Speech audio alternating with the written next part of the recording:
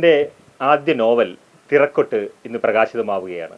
എൻ്റെ ആദ്യ കഥാസമാഹാരം പൂക്കാത്ത കരിമ്പിൻ പാടങ്ങൾ അത് നിങ്ങളേറെ വായിക്കുകയും ആഘോഷിക്കപ്പെടുകയും ചെയ്തതാണ്. ആദ്യത്തെ കഥാസമാഹാരം ഞാൻ തൊഴിൽ ചെയ്ത സാഹചര്യങ്ങളിലെ വിവിധ ആളുകളെ കുറിച്ചായിരുന്നെങ്കിൽ ഈ കഥ എൻ്റെ നാടിനെക്കുറിച്ചും ഞാൻ പിച്ചവച്ച് വളർന്ന നാടിനെക്കുറിച്ചുമാണ്. കോരപ്പുഴയിലെ തീരത്ത് നിവസിക്കുന്ന ആളുകളെക്കുറിച്ചുള്ള കഥ. അവിടെ ഒരുപാട് ക്ഷേത്രങ്ങളുണ്ട്, തെയ്യങ്ങളുണ്ട്, തിറയാട്ടങ്ങളുണ്ട്, വെളിച്ചപ്പാടന്മാരുണ്ട്. അവരുടെയൊക്കെ കഥ പറയുകയാണ് ഈ നോവലിലൂടെ. സാമൂതിരിയെ പടതോൽപ്പിച്ച ആളുകളുടെ കഥ, സാമൂതിരി കാണാൻ വന്ന വാസ്കോഡഗാമയെക്കുറിച്ചുള്ള കഥ, അവർക്ക് തോണി തുഴഞ്ഞ എൻ്റെ പിതാമഹന്മാരെക്കുറിച്ചുള്ള കഥ, ഇതെല്ലാം ആനപ്പാറയുടെ പശ്ചാത്തലത്തിലൂടെ അനാവരണം ചെയ്യുകയാണ്. ഫെബ്രുവരി 16 ഞായറാഴ്ച രാവിലെ തൃശ്ശൂർ സാഹിത്യ അക്കാദമി ഹാളിൽ വെച്ചാണ് പ്രകാശനം നടക്കുന്നത്.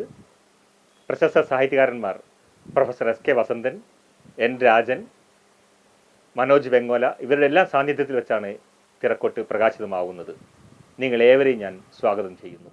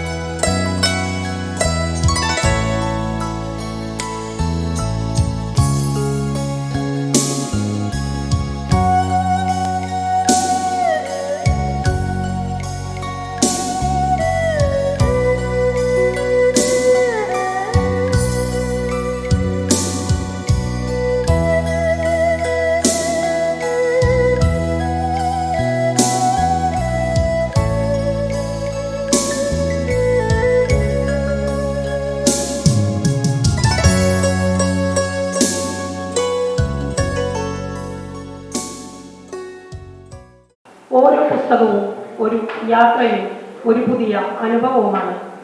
അത്തരം അനുഭവങ്ങളിലേക്കും ദൃശ്യങ്ങളിലേക്ക് നമ്മെ കൂട്ടിക്കൊണ്ടുപോകുന്ന വട്ടക്കളിപ്പാട്ടിൻ്റെ ഈണവും നാടൻ ഭാഷയുടെ സൗന്ദര്യവും വെളിച്ചപ്പാടിൻ്റെ രൗദ്രവും വർത്തമാനകാലത്തിൻ്റെ തിരിച്ചറിവുകളും എല്ലാം ഇഴചേർന്നൊരു നോവൽ.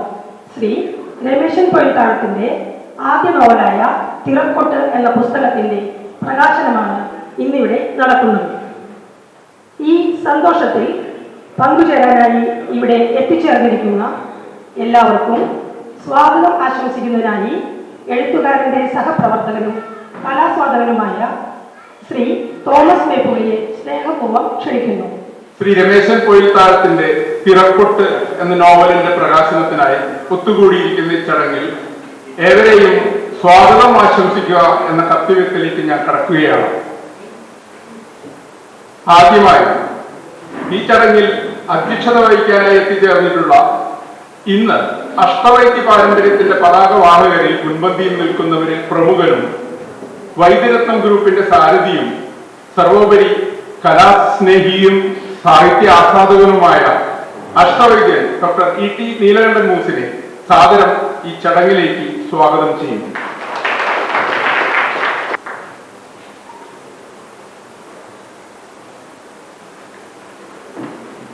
അടുത്തതായി പുസ്തക പ്രകാശന കർമ്മം നിർവഹിക്കുന്നതിനായി നമ്മോടൊപ്പം ഇവിടെ എത്തിച്ചേർന്നിരിക്കുന്നത് നോവലിസ്റ്റും കഥാകൃത്തും ഉപന്യാസകാരനും ചരിത്ര ഗവേഷകനും അധ്യാപകനുമായ ഡോക്ടർ എസ് കെ വസന്തൻ മാഷാണ്.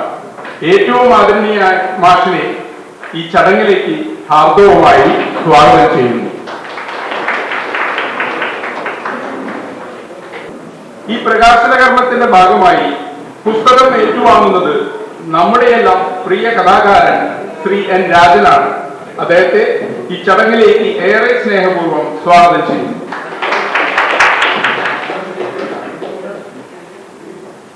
പുസ്തക പരിചയം എന്ന കർത്തവ്യത്തിലൂടെ ഈ നോവലിനെ കുറിച്ച് സംസാരിക്കാനായി നമ്മോടൊപ്പം എത്തിച്ചേർന്നിട്ടുള്ള പ്രശസ്ത ചെറുകഥാകൃത്തായ ശ്രീ മനോജ് വെങ്ങോലയെ ഈ ചടങ്ങിലേക്ക് ഏറെ സ്നേഹപൂർവ്വം സ്വാഗതം ചെയ്യുന്നു.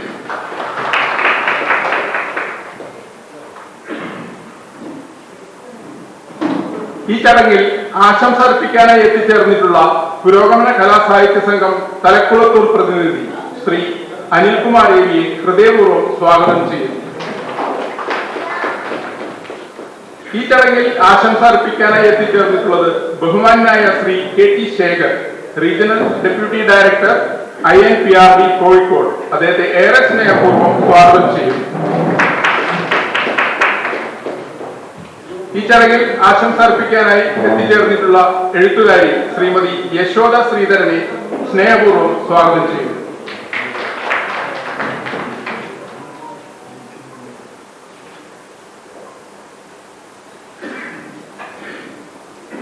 അടുത്തതായി ഈ നോവൽ വെളിച്ചം കാണുന്നതിൽ ചാലകശക്തിയായി പ്രവർത്തിച്ച ഹാസ്റ്റോൺ പബ്ലിഷേഴ്സിന്റെ സാരഥി ശ്രീ ഹാരിസ് പോളിനെ ഏറെ സ്നേഹത്തോടെ ഈ ചടങ്ങിലേക്ക് സ്വാഗതം ചെയ്യുന്നു.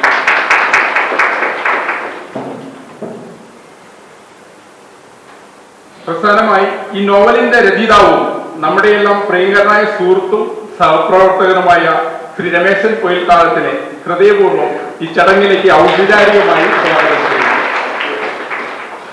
ഈ സുദിനത്തിൽ ഇവിടെ ഒത്തുകൂടിയിരിക്കുന്ന ഓരോരുത്തരെയും സാന്നിധ്യം പകർന്നു തരുന്ന ഊർജം ചെറുതല്ല. നിങ്ങളെ ഓരോരുത്തരെയും ഈ ചടങ്ങിലേക്ക് സ്നേഹത്തിന്റെ ഭാഷയിൽ സ്വാഗതം ചെയ്യുന്നു. നന്ദി, നമസ്കാരം. Thank you sir. കലകളെയും സംസ്കാരത്തെയും എന്നും പരിപോഷിപ്പിക്കുന്ന, പൈതൃകം കാത്തു സൂക്ഷിക്കുന്ന വൈദ്യരത്നം ഗ്രൂപ്പിന്റെ MD-യും തികഞ്ഞ ഒരു കലാസ്വാദകനും സഹൃദയനുമായ അഷ്ടവൈദ്യൻ ഡോക്ടർ ഇ ടി നീലകണ്ഠൻ മൂസിനെ അധ്യക്ഷ പ്രസംഗത്തിനായി ക്ഷണിക്കുന്നു. വിശിഷ്ട വ്യക്തികളും ഇരിക്കുന്ന ഈ വേദിയിൽ ഞാനെന്ത് പറയാൻ എന്ന് ഞാൻ ആദ്യം ആലോചിച്ചു. പിന്നെ അവരുടെ മുമ്പിൽ ഞാൻ എന്തെങ്കിലും രണ്ടക്ഷരം മൊഴിഞ്ഞാൽ അതൊരു അധ്യപ്രസംഗമാവോ എന്നും എനിക്കറിയില്ല. അതിന് അത്രത്തോളം ഒന്നും ഒരു സാഹിത്യത്തെക്കുറിച്ചോ അല്ലെങ്കിൽ രചനകളെക്കുറിച്ചോ ഒന്നുള്ളൊരു ജ്ഞാനം, വിവരം, അവഗാഹം ഒന്നും തന്നെ എനിക്കില്ല. എങ്കിലും ഒരു ചടങ്ങിന്റെ ഭാഗമായിട്ട് രമേശൻ പറഞ്ഞു ഒന്ന് വരണം, ഇരിക്കണം എന്ന് പറഞ്ഞു. രമേശൻ പറഞ്ഞാൽ പിന്നെ നോ എന്ന് പറയാനുള്ള ഒരു വിഷമം എനിക്കുണ്ട്. അതുകൊണ്ടാണ് ഇന്നത്തെ പരിപാടി ഞാൻ ഇവിടെ വന്നത്. അല്ലാതെ ഇതിനെക്കുറിച്ചൊരു ആധികാരികമായി പറയാനുള്ള ഒരു വിവരവും എനിക്കില്ല എന്ന് ഞാൻ ആദ്യമായി നിങ്ങളോട് പറയുകയാണ്. ഇന്ന് വളരെ സന്തോഷത്തോടും അഭിമാനത്തോടും കൂടിയാണ് ഞാനിവിടെ നിൽക്കുന്നത്. കാരണം മറ്റൊന്നുമല്ല, ഞങ്ങളുടെ വൈദ്യരത്നം ഗ്രൂപ്പിന്റെ HR ഹെഡായ രമേശിന്റെ തെറുക്കൊട്ട് എന്ന നോവലിന്റെ പ്രകാശനമാണ് ഇവിടെ നടക്കുന്നത്. ഞാൻ രമേശനെ വിളിക്കാറുണ്ട്. ഇതില് രമേശൻ നല്ല വേറെ എന്തോ കണ്ടു. ആ ബൊട്ടാനിക്കൽ നെയിം രമേശിന്റെ എനിക്കറിയില്ല. അതുകൊണ്ട് രമേശന് മാത്രമേ ഞാൻ പറയാറുള്ളൂ. എനിക്കറിയില്ല. അതുകൊണ്ട് തെറ്റി പറയേണ്ടതിനാണ് രമേശന് മാത്രം പറഞ്ഞത്. ഈ പുസ്തകത്തിന്റെ നമുക്കറിയാം പ്രകാശനം നിർവഹിക്കുന്നത് എഴുത്തച്ഛൻ പുരസ്കാര ജേതാവും അതുപോലെ വൈജ്ഞാനിക സാഹിത്യത്തോടൊപ്പം സർഗാത്മക സാഹിത്യത്തിൽ ഒരുപോലെ സംഭാവനകൾ നൽകിയ ശ്രീ വസന്തൻ മാഷാണ്. പക്ഷേ ഞാനൊക്കെ അനുഭവപ്പെട്ടു. കാരണം ഇവിടെ വന്നിട്ട് ഞാൻ രാജനെ കേട്ട് സംസാരിച്ചപ്പോൾ മാഷിന്റെ ആരോഗ്യം വയസ്സുകളോ സത്യത്തിൽ നമ്മളൊക്കെ ഇന്ന് എവിടെ നിൽക്കുന്നു എനിക്ക് തോന്നി. ഇത്രയും ഈ പ്രായത്തിലും ഇങ്ങനെ ആരോഗ്യത്തോടെ നമുക്ക് സത്യത്തിൽ അതൊരു ദൈവാനുഗ്രഹം എന്നല്ലാതെ നമുക്ക് എന്ത് പറയാൻ. അതുകൊണ്ട് തന്നെ മാഷോടൊപ്പം ഈ വേദിയിൽ പങ്കിടാൻ സാധിച്ചതിൽ എനിക്ക് സന്തോഷമുണ്ട്, അതിലേറെ അഭിമാനമുണ്ട്. പിന്നെ ഈ ചടങ്ങിന്റെ ഇതിനെ കുറിച്ച് രമേശനോട് സംസാരിക്കാറുണ്ട്. അപ്പൊ രമേശൻ പറഞ്ഞു, ആരാണ് പുസ്തകം നമുക്ക് കയ്യിൽ നിന്ന് മേടിക്കാൻ പറ്റിയ ആളെന്ന് പറഞ്ഞു തരാമോ എന്ന് ചോദിച്ചു. അപ്പൊ ഞാൻ ഇങ്ങനെ കുറച്ചേരം ആലോചിച്ചു. പിന്നെ പറഞ്ഞു, എനിക്ക് പറയാനുള്ള ഒരു വാക്കേ ഉള്ളൂ, രാജൻ എൻ്റെ വളരെ കാലത്ത് സുഹൃത്താണ്.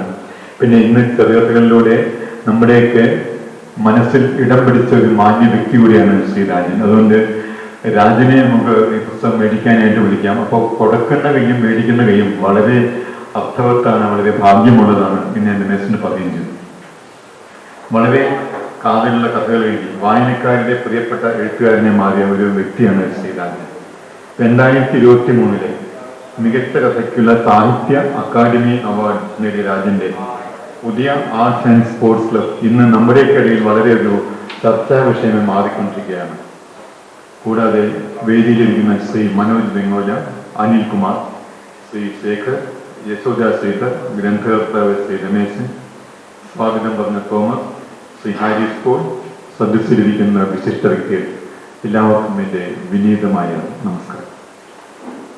ഒരു സ്ഥാപനത്തിന്റെ HR ഹെഡ് എന്ന് പറഞ്ഞാൽ അവിടുത്തെ സങ്കീർണമായ പല വികൃതികളും അഭിമുഖീകരിക്കേണ്ട വ്യക്തിയാണ്. ആ സ്ട്രെസ്സിനിടയിലും തിരക്കിനിടയിലും ഇത്തരം ഒരു വികൃതികളെ വെളിച്ചത്ത് കൊണ്ടുവരാൻ രമേശിന് സാധിച്ചു എന്നുള്ളത് തീർച്ചയായും വളരെ അഭിമാനത്തോടെ സന്തോഷത്തോടെ ഞാൻ കാണുകയാണ്. രമേശിനെ പ്രത്യേകം ഞാൻ അഭിനന്ദിക്കുകയാണ്.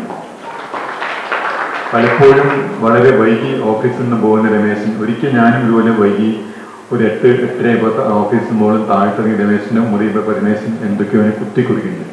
അപ്പം ഞാൻ ചോദിച്ചു, രമേശൻ എന്തെങ്കിലും വലിയ പ്രശ്നമുണ്ടോ ഇവിടെ എന്ന് ചോദിച്ചു. അപ്പോൾ രമേശൻ പറഞ്ഞു, എൻ്റെ പ്രശ്നമൊന്നുമില്ല. അപ്പം എന്തായാലും രമേശൻ കുറേ എങ്ങനെ സമയം കൂടെ വൈകിട്ടിരിക്കണേന്ന് ചോദിച്ചു. അല്ല, ഞാൻ അത്യാവശ്യം ചിലതൊക്കെ ഇങ്ങനെ കുറിക്കാറുണ്ട്.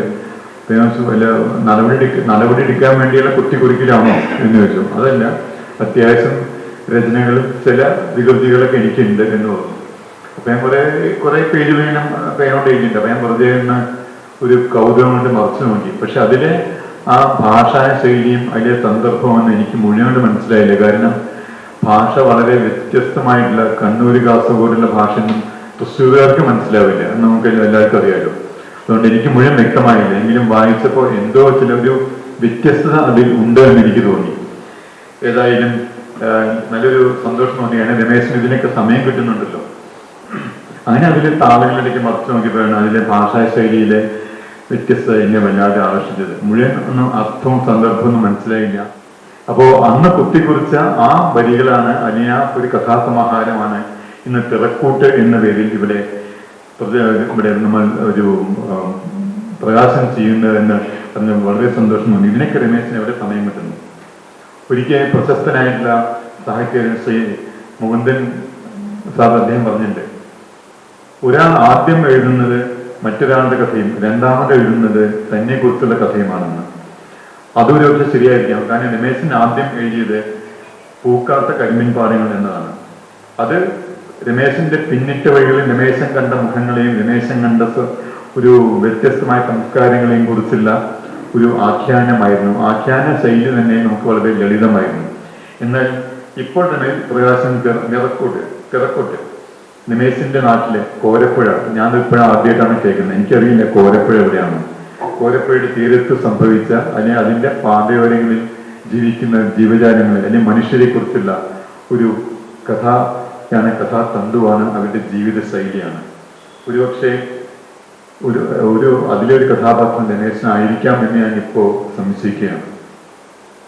ജീവിതം എന്ന് പറഞ്ഞാൽ അതൊരു യാത്രയും തലമുറകളുടെ തുടർച്ചയായിട്ടുള്ളൊരു തുടർച്ചയുമാണ്. ഇതിനെക്കുറിച്ച് തിറക്കോട്ട് എന്ന പേര് സൂചിപ്പിക്കുന്ന പോലെ തന്നെ അത് വായിക്കുമ്പോൾ അതിനൊരു താളമുണ്ട്. നമ്മൾ ഈ പുഴയിലെ വെള്ളം ഒഴുകുന്ന പോലെ ഒരു താളമുണ്ട്. ആ താളവും അതുപോലെ ഉള്ളതുകൊണ്ട് തന്നെ വായിക്കുമ്പോൾ അതിനൊരു സുഖം നമുക്ക് പ്രത്യേകിച്ച് ഒരു വല്ലാത്തൊരു ആത്മസംതൃപ്തി അത് വായിക്കുമ്പോൾ തോന്നാറുണ്ട്. ചില വാക്കുകളെ കുറിച്ച് അല്ലെങ്കിൽ അതിൻ്റെ ശൈലിയെ കുറിച്ച് അർത്ഥം പൂർണ്ണമായിട്ട് മനസ്സിലായില്ലെങ്കിലും അതിനൊരു റിഥം എന്നൊക്കെ നമ്മൾ പറയില്ല, ആ റിഥം അതിന് വളരെ പ്രത്യേകമായി പ്രകടമായി കാണാറുണ്ട്. അവതാരികയിലെ ഞാൻ വിജയേഷൻ എന്ന് പറഞ്ഞാൽ നമ്മുടെ വളരെ സുഹൃത്താണ്. അപ്പൊ വിജയേഷന്റെ അവതാരികയാണ്. അതിലെ വിജയേഷൻ പറഞ്ഞ പോലെ തന്നെ ഈ നോവലിനൊരു സാംസ്കാരിക മാനം കൂടിയുണ്ട്. നമുക്കറിയാം, ഒരു കേരളം എന്ന് പറഞ്ഞാൽ 3 സംസ്കാരമാണ്. ഒന്ന് തെക്കൻ സംസ്കാരം, മധ്യ കേരളം, ഉത്തര കേരളം. ഇവിടുത്തെ ഭാഷയും ആ ഭാഷാ ശൈലിയും സംസാര ശൈലിയും ജീവിത ശൈലിയും ഒന്നിനൊന്ന് വ്യത്യസ്തമാണ്. അതുകൊണ്ട് തന്നെ അവരുടെ സംസാരത്തിൽ നമുക്ക് പലരും ചിലർ തെറ്റാണെന്നും ചിലർ ശരിയല്ല എന്നുള്ള ഒരു വിമർശനങ്ങളൊക്കെ ഉണ്ടാവാം. പക്ഷെ അത് നമ്മൾ അവരുടെ സ്ഥലത്ത് സംസാരിക്കുമ്പോൾ ശരിയും നമ്മുടെ കാഴ്ചപ്പാടിൽ തെറ്റായിട്ട് മാറുന്നു എന്ന് മാത്രമേ ഉള്ളൂ. അതിലൊരു അധ്യായമുണ്ട്, ഭഗവതിമാരുടെ വരവ് എന്ന അധ്യായത്തിൽ ഫാന്റസി വളരെ ഭംഗിയായിട്ട് അവതരിപ്പിക്കാൻ രമേശിന് കഴിഞ്ഞിട്ടുണ്ട്. ഏതായാലും ഇപ്പൊ തന്നെ വളരെ വൈകി, ഞാൻ കൂടുതൽ ദീർഘിപ്പിക്കുന്നില്ല. പക്ഷെ എന്താണെന്ന് എനിക്ക് വ്യക്തമായില്ലെങ്കിൽ രമേശിന്റെ പുസ്തകത്തിന്റെ ആദ്യത്തെ താളിൽ 1200-ാം ആണ്ട് കുംഭം 29 എഴുതിയിട്ടുണ്ട്. അത് എന്താണെന്ന് എനിക്ക് ഇന്ന് അറിയില്ല, കാരണം ഇന്ന് കുംഭം 4 ആയിട്ടുള്ളൂ, അല്ലേ? 4 ആയിട്ടുള്ളതുണ്ട്. അപ്പൊ 1200-ാം ആണ്ട് കുംഭത്തിൽ ആരംഭിച്ച് അടുത്ത വർഷത്തെ കുംഭത്തിൽ അവസാനിക്കുന്ന രീതിയിലാണ് രമേശിന്റെ ഈ നോവൽ പൂർത്തിയാവുന്നത്. തുടർന്നും ഇത്തരം രചനയാവട്ടെ രമേശിന്റെ തൂലിക അഭംഗുരം ചലിക്കട്ടെ എന്ന് മാത്രം ആശംസിച്ചത് നിർത്തുന്നു. നന്ദി, നമസ്കാരം. Thank you sir. ആദരണീയനായ ഡോക്ടർ എസ് കെ വസന്തൻ, മലയാളത്തിലെ പ്രമുഖ ചരിത്ര ഗവേഷകൻ, അധ്യാപകൻ, നോവലിസ്റ്റ്, സാഹിത്യ അക്കാദമി എഴുത്തച്ഛൻ പുരസ്കാര ജേതാവുമായ ശ്രീ വസന്തൻ മാഷി പുസ്തക പ്രകാശനത്തിനായി ലഭിച്ചതിൽ വളരെ അഭിമാനമുണ്ട്. മാഷിന്റെ വിലപ്പെട്ട സാന്നിധ്യവും അനുഭവങ്ങളും ചിന്തകളും ഈ ചടങ്ങിനെ കൂടുതൽ ധന്യമാക്കുന്നു. പുസ്തകം ഏറ്റുവാങ്ങുന്നത് പ്രശസ്ത സാഹിത്യകാരനായ അബുദാബി ശക്തി, ഇടശ്ശേരി, പവനൻ, TV കൊച്ചുബാവ എന്നീ അവാർഡുകൾ ലഭിച്ചിട്ടുള്ള ഏറെ പ്രിയപ്പെട്ടവനായ ശ്രീ എൻ രാജൻ മാഷാണ്. ശ്രീ രമേശൻ പൊയ്ത്താടത്തിന്റെ തിറക്കൊട്ട് എന്ന നോവലിന്റെ പ്രകാശനത്തിനായി വസന്തൻ മാഷിനെയും ഏറ്റുവാങ്ങുന്നതിനായി ശ്രീ എൻ രാജനെയും ക്ഷണിക്കുന്നു. സദസ്സിലുള്ള എല്ലാ വിശിഷ്ട വ്യക്തികളും എല്ലാവരും എഴുത്തുകാരനോടൊപ്പം ഈ ധന്യമുഹൂർത്തത്തിൽ പങ്കുചേരണമെന്ന് അഭ്യർത്ഥിക്കുന്നു.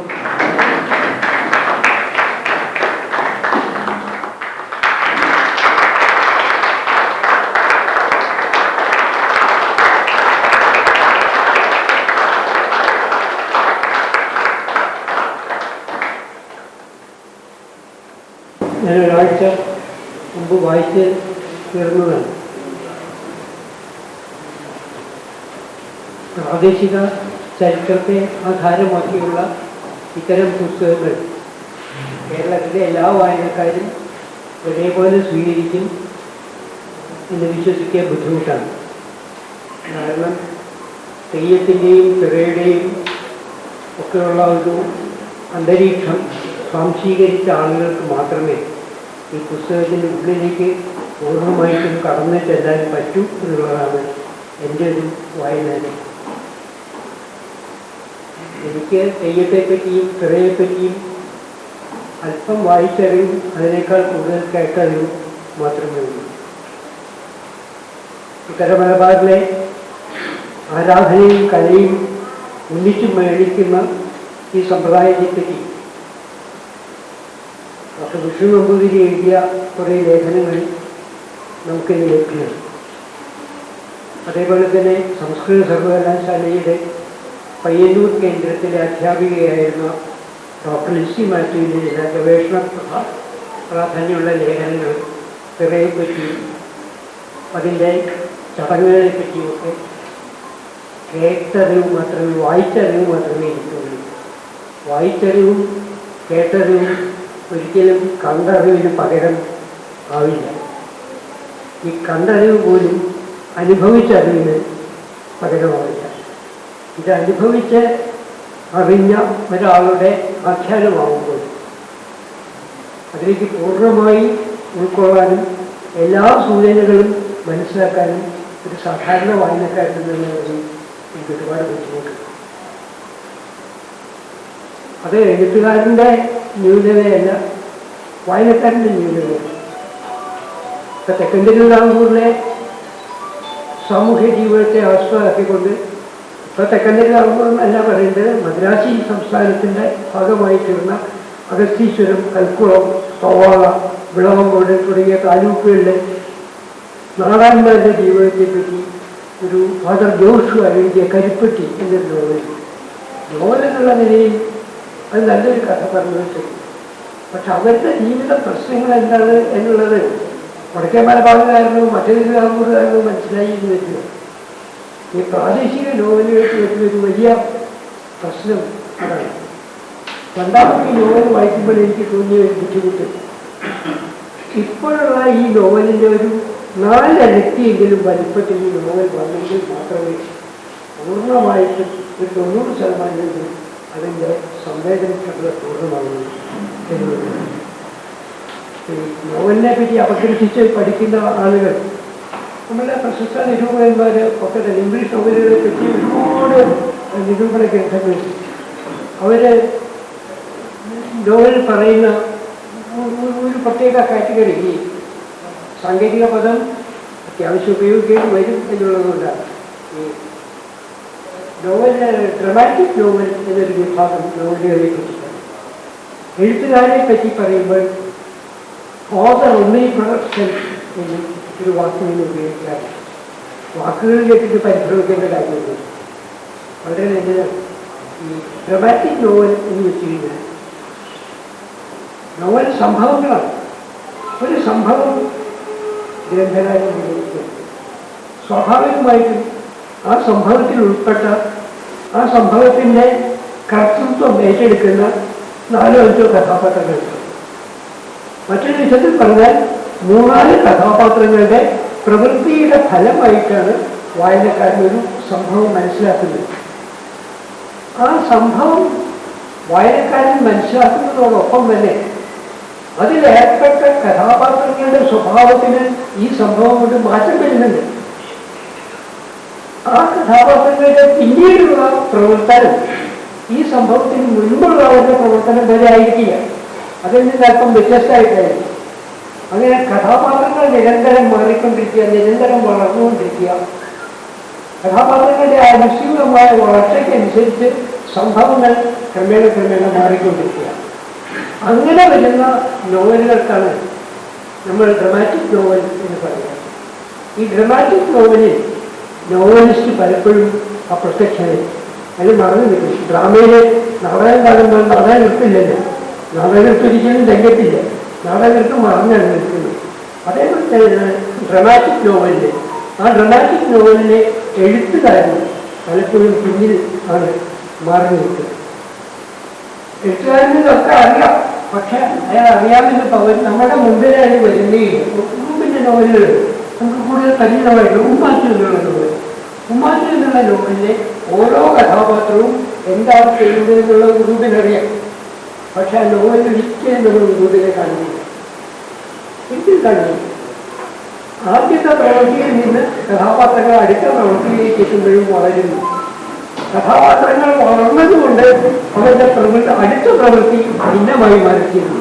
ഇങ്ങനെ പാത്രങ്ങളും സംഭവങ്ങളും ഇടകലർന്ന് വളർന്നാണ് ഉമ്മാറ്റിൻ്റെ നോവൽ അവസാനിക്കുന്നത്. നമ്മളെ എഴുതിയ പല നോവലുകളും അങ്ങനെയാണ്. അതിൽ നറേഷൻ കുറച്ച് കൂടുതൽ വരും ആനന്ദിൻ്റെ നോവലുകളിൽ എന്ന് മാത്രമേ ഉള്ളൂ. ഈ മാറ്റങ്ങൾ ഇങ്ങനെ ഏതാണ്ട് അതേപോലെ തന്നെയാണ്. ഇവിടെ ഈ നോവലിൽ അത് വളരെ കോംപ്രഹെൻസീവായിട്ട് അമർത്തി ഏതാനും പേജുകളിൽ ഇത് ഒതുക്കി തീർക്കേണ്ടി വരുമ്പോൾ ഈ വെടിക്കെട്ടിനൊക്കെ കഥയിലേക്ക് ഇടിച്ച് നിറയ്ക്കുന്ന പോലെ സംഭവങ്ങളിങ്ങനെ ഇടിച്ച് നിറത്ത് എക്സ്പ്ലോസീവ് ആകുന്ന മറ്റൊരു ഇടിച്ച് നിറത്തുവന്നതുകൊണ്ട് ഈ സംഭവങ്ങളുടെ ആഖ്യാനം വേണ്ടത്ര വിശദീകരിക്കപ്പെട്ടിട്ടില്ല എന്ന് എനിക്ക് തോന്നുന്നു. ഇത് ഈ സാമൂഹ്യ ഈ ആരാധനയും നാടോടി കലയുമായ പിറകെപ്പറ്റി അനുഭവജ്ഞാനമില്ലാത്ത ഒരാൾക്ക് പലപ്പോഴും അതിൻ്റെ ഉള്ളിലേക്ക് കടന്നു പോകാൻ ബുദ്ധിമുട്ടുണ്ട്. പലപ്പോഴും ഇതായത് കണ്ടോളൂ എന്നല്ല ഗ്രന്ഥകാരൻ പറയുന്നത്, ഞാൻ പറയാം നിങ്ങൾ കേട്ടോളൂ എന്നുള്ള മട്ടിലാണ്. അത് നമ്മളുടെ രചനയിൽ അപരിചിതനായ വായനക്കാരന് കുറേ ബുദ്ധിമുട്ടുണ്ടാക്കുന്നു. എന്നിട്ട് എന്തുമാത്രം കഥാപാത്രങ്ങളാണ് ഈ നോവൽ വന്നു ചേർന്നത്. ഈ കുറച്ച് പേജുകൾക്കുള്ളിൽ തട്ടാൻ രാഘവനെ ഒരു പരാമർശമുണ്ട്. എസ്.ഐ.ആർ ജവാൻ ശങ്കരൻ, പോലീസ് ശ്രീധരൻ, രാജിച്ചക്കുട്ടി, ആണ്ടി, പെണ്ണൂട്ടി, കോച്ചൻ, മാധു, സദാനന്ദൻ, ആർച്ച. ആ ആർച്ച തന്നെ മതം മാറിയിട്ട് ജേസി ആയിത്തീരുന്നത്, പെരച്ചൻ, റിങ്കൂൺ ചെക്കു, ദാസൻ, യശോദ, പ്രമീള, പ്രദീപൻ. കഥാപാത്രങ്ങളുടെ ഒരു വലിയ ഘോഷയാത്രയാണ്. ഈ കഥാപാത്രങ്ങൾക്കൊക്കെ പ്രത്യേകം വ്യക്തിത്വം. അവരെങ്ങനെ ഈ നിലയിലേക്ക് എത്തി, ഇവർ തമ്മിലുള്ള ഇന്ററാക്ഷനിലെ സംഭവങ്ങൾ എങ്ങനെയാണ്, ഇത് വിശദീകരിക്കാൻ ഒരു നോവലിന്റെ പ്രധാനപ്പെട്ട പഴയ നോവലിന്റെ ഇതിവൃത്തം ആവും.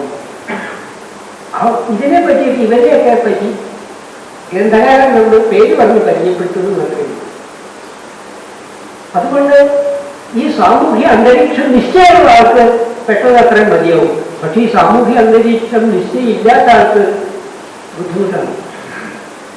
അതേപോലെ തന്നെ ഈ വിചിത്രമായി തോന്നുന്ന, എല്ലാവരും മൂടി വയ്ക്കുന്ന ചില കാപട്യങ്ങൾ, രഹസ്യങ്ങൾ ഒക്കെ വെളിച്ചം വീശുന്നുണ്ട്.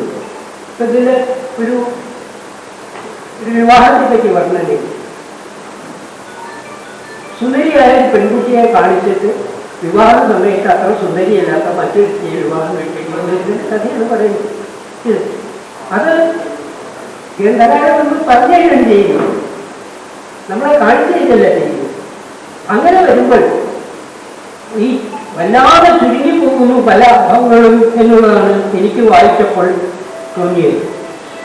പിന്നെ ഇതിലെ മതം മാറ്റത്തെ പറ്റി ഒരു ചെറിയ സൂചന, ക്രിസ്തുമതത്തിലേക്ക് പരിവർത്തനം ചെയ്യുന്നതിനെ പറ്റി ചെറിയൊരു സൂചന നൽകുന്നുണ്ട്. മതം മാറും, അതിൻ്റെ തൊട്ടു പിന്നാലെ സ്കൂളുകൾ വരുന്നത്, ആ സ്കൂളിൻ്റെ അനുബന്ധമായി ബൈബിൾ പഠനങ്ങൾ. ഇത് കേരളത്തിൽ മുഴുവൻ LMSകാരും CMSകാരും ദാസം മിഷൻകാരും ഒക്കെ ചെയ്ത ഒരേ പരിപാടി തന്നെയാണ്. അതിനെപ്പറ്റി നേരത്തെ ഒരു സൂചന നൽകുന്നുണ്ട്. എന്നെ അത്ഭുതപ്പെടുത്തിയ കാര്യം, തുടക്കം തന്നെ ചരിത്രത്തെ പറ്റി അദ്ദേഹത്തിൻ്റെ ഒരു വിലയിരുത്തലുണ്ട്. സ്മൃതിപ്പെരുക്കങ്ങളുടെ നാട്ടുകഥകളാണ് ഞാൻ പറയുന്നത്. ഈ നാട്ടുകഥകളിലാണ് വാസ്തവത്തിൽ ചരിത്രത്തിൻ്റെ വേരോട്ടം ഉള്ളത്. നമ്മളിപ്പോൾ അത് ശ്രദ്ധിക്കുന്നില്ല എന്നുള്ളതാണ്. എഴുതപ്പെട്ട ചരിത്രം കിട്ടിയ ഭാഗിക വിവരങ്ങളുടെ സൗകര്യപ്രദമായ വ്യാഖ്യാനമാണ്. ലോകത്തെ എല്ലാവർക്കും അതിനാണ് ചരിത്രം. പൂർണ്ണമായ ചരിത്രം ഒരിക്കലും എഴുതപ്പെട്ടിട്ടില്ല. കിട്ടിയ വിവരങ്ങൾ അത് ഭാഗികമായി കിട്ടിയ വിവരങ്ങളായിരിക്കും. ആ ഭാഗികമായി കിട്ടിയ വിവരങ്ങൾ തന്നെ ചരിത്രകാരൻ അയാളുടെ താല്പര്യങ്ങളെ പറ്റി മുൻനിർത്തി വ്യാഖ്യാനിക്കുക മാത്രമാണ് ചെയ്തിട്ടുള്ളത്. അത് ചരിത്രമല്ല. നമുക്ക് കിട്ടിയത് ചരിത്ര വ്യാഖ്യാനങ്ങൾ മാത്രമേ ഉള്ളൂ. മാപ്പിളമേഖലയെ പറ്റി പറയുമ്പോൾ അത് മുസ്ലിം കലാപമാണ് എന്ന് ബ്രിട്ടീഷുകാരൻ വ്യാഖ്യാനിച്ചു, കാർഷിക കലാപമാണ് എന്ന് മാർക്സിസ്റ്റുകാരൻ വ്യാഖ്യാനിച്ചു. ഇത് രണ്ടും അതിലുണ്ട് എന്നുള്ളതാണ് വാസ്തവം. സമ്പൂർണമായ ചരിത്രം നമുക്ക് ഒരിക്കലും കിട്ടില്ല. കുഴപ്പമൊന്നുമില്ല, ചരിത്രത്തിന്റെ ഭാഗിക വ്യാഖ്യാനങ്ങൾ അത്രയും നടത്തുള്ളൂ. ഈ ചരിത്രത്തിൽ കഥകളിൽ ചരിത്രവും കൂടിക്കിടക്കുന്നുണ്ട്. അതുകൊണ്ടാണ് പുസ്തകത്തിൽ പല ദിക്കുകളിൽ ഓരപ്പുഴയുടെ കഥ എന്ന് ഞാൻ പറയുന്നത് എന്ന് അദ്ദേഹം സൂചിപ്പിക്കുന്നു. ഈ കഥകളുടെ ഉള്ളിലൊക്കെ കുടുംബ ചരിത്രങ്ങളുണ്ട്. മലയാളിക്ക് ഇപ്പോഴും ചരിത്രം എഴുതി സൂക്ഷിക്കുന്നതാണ് ഒരു ബോധ്യമുള്ളത്. ആലോചിച്ചറിയാം, നമ്മളിൽ മിക്ക ആളുകൾക്കും നമ്മളുടെ മുത്തച്ഛന്മാരുടെ പേരുകൾ, മുത്തച്ഛൻ്റെ അച്ഛൻ്റെ പേര് എത്ര വെക്കണം, നമ്മുടെ മുത്തച്ഛൻ്റെ അച്ഛൻ്റെ പേര് എത്ര വെക്കണം. വളരെ തുച്ഛം ആളുകൾക്ക് മാത്രമേ മുത്തച്ഛൻ്റെ അച്ഛൻ എന്ന് പറയുമ്പോൾ 100 കൊല്ലത്ത് അപ്പുറമേ ഉള്ളൂ. 100 കൊല്ലം അപ്പുറമേയുള്ള ചരിത്രത്തിൻ്റെ നേരെ ഈ ഉദാസീനത കാണിക്കുന്ന മലയാളി 800 കൊല്ലം മുമ്പുള്ള ചരിത്രത്തിൻ്റെ നേരെ എന്ത് ഉദാസീനതയെ കാണിക്കും? അയാൾക്കതൊന്നുമില്ല. നമുക്ക് ചരിത്രത്തെ പറ്റി വളരെ അവ്യക്തമായ ധാരണയുണ്ട്. ആ ചരിത്രം നാടോടി കലാരൂപങ്ങളിൽ നിന്നാണ്, നാടോടി വിശ്വാസങ്ങളുടെ രൂപത്തിൽ നിന്നാണ് രൂപപ്പെട്ടു വരുന്നത് എന്നുള്ളതിലേക്ക് ഈ പുസ്തകം വിരൽ ചൂടും. ഞാൻ പറയുന്നത് ചെറുവിരലാണ് ചൂണ്ടിയത്, അതല്ല 5 വിരലിൽ ചൂണ്ടിയിരുന്നത് തുടർന്നതാണ് എന്ന് തന്നെയാണ് ഞാൻ പറയുന്നത്. അതുകൊണ്ടാണ് ഈ പുസ്തകം ഇപ്പോഴത്തെ നിലയിൽ നിന്ന് ഇതിൻ്റെ ഒരു 4 ഇരട്ടിയെങ്കിലും വലിപ്പത്തിൽ വന്നു കഴിഞ്ഞാൽ മാത്രമേ സംഭവങ്ങളും ആഖ്യാനങ്ങളും തമ്മിൽ പൊരുത്തപ്പെട്ടുള്ളൂ.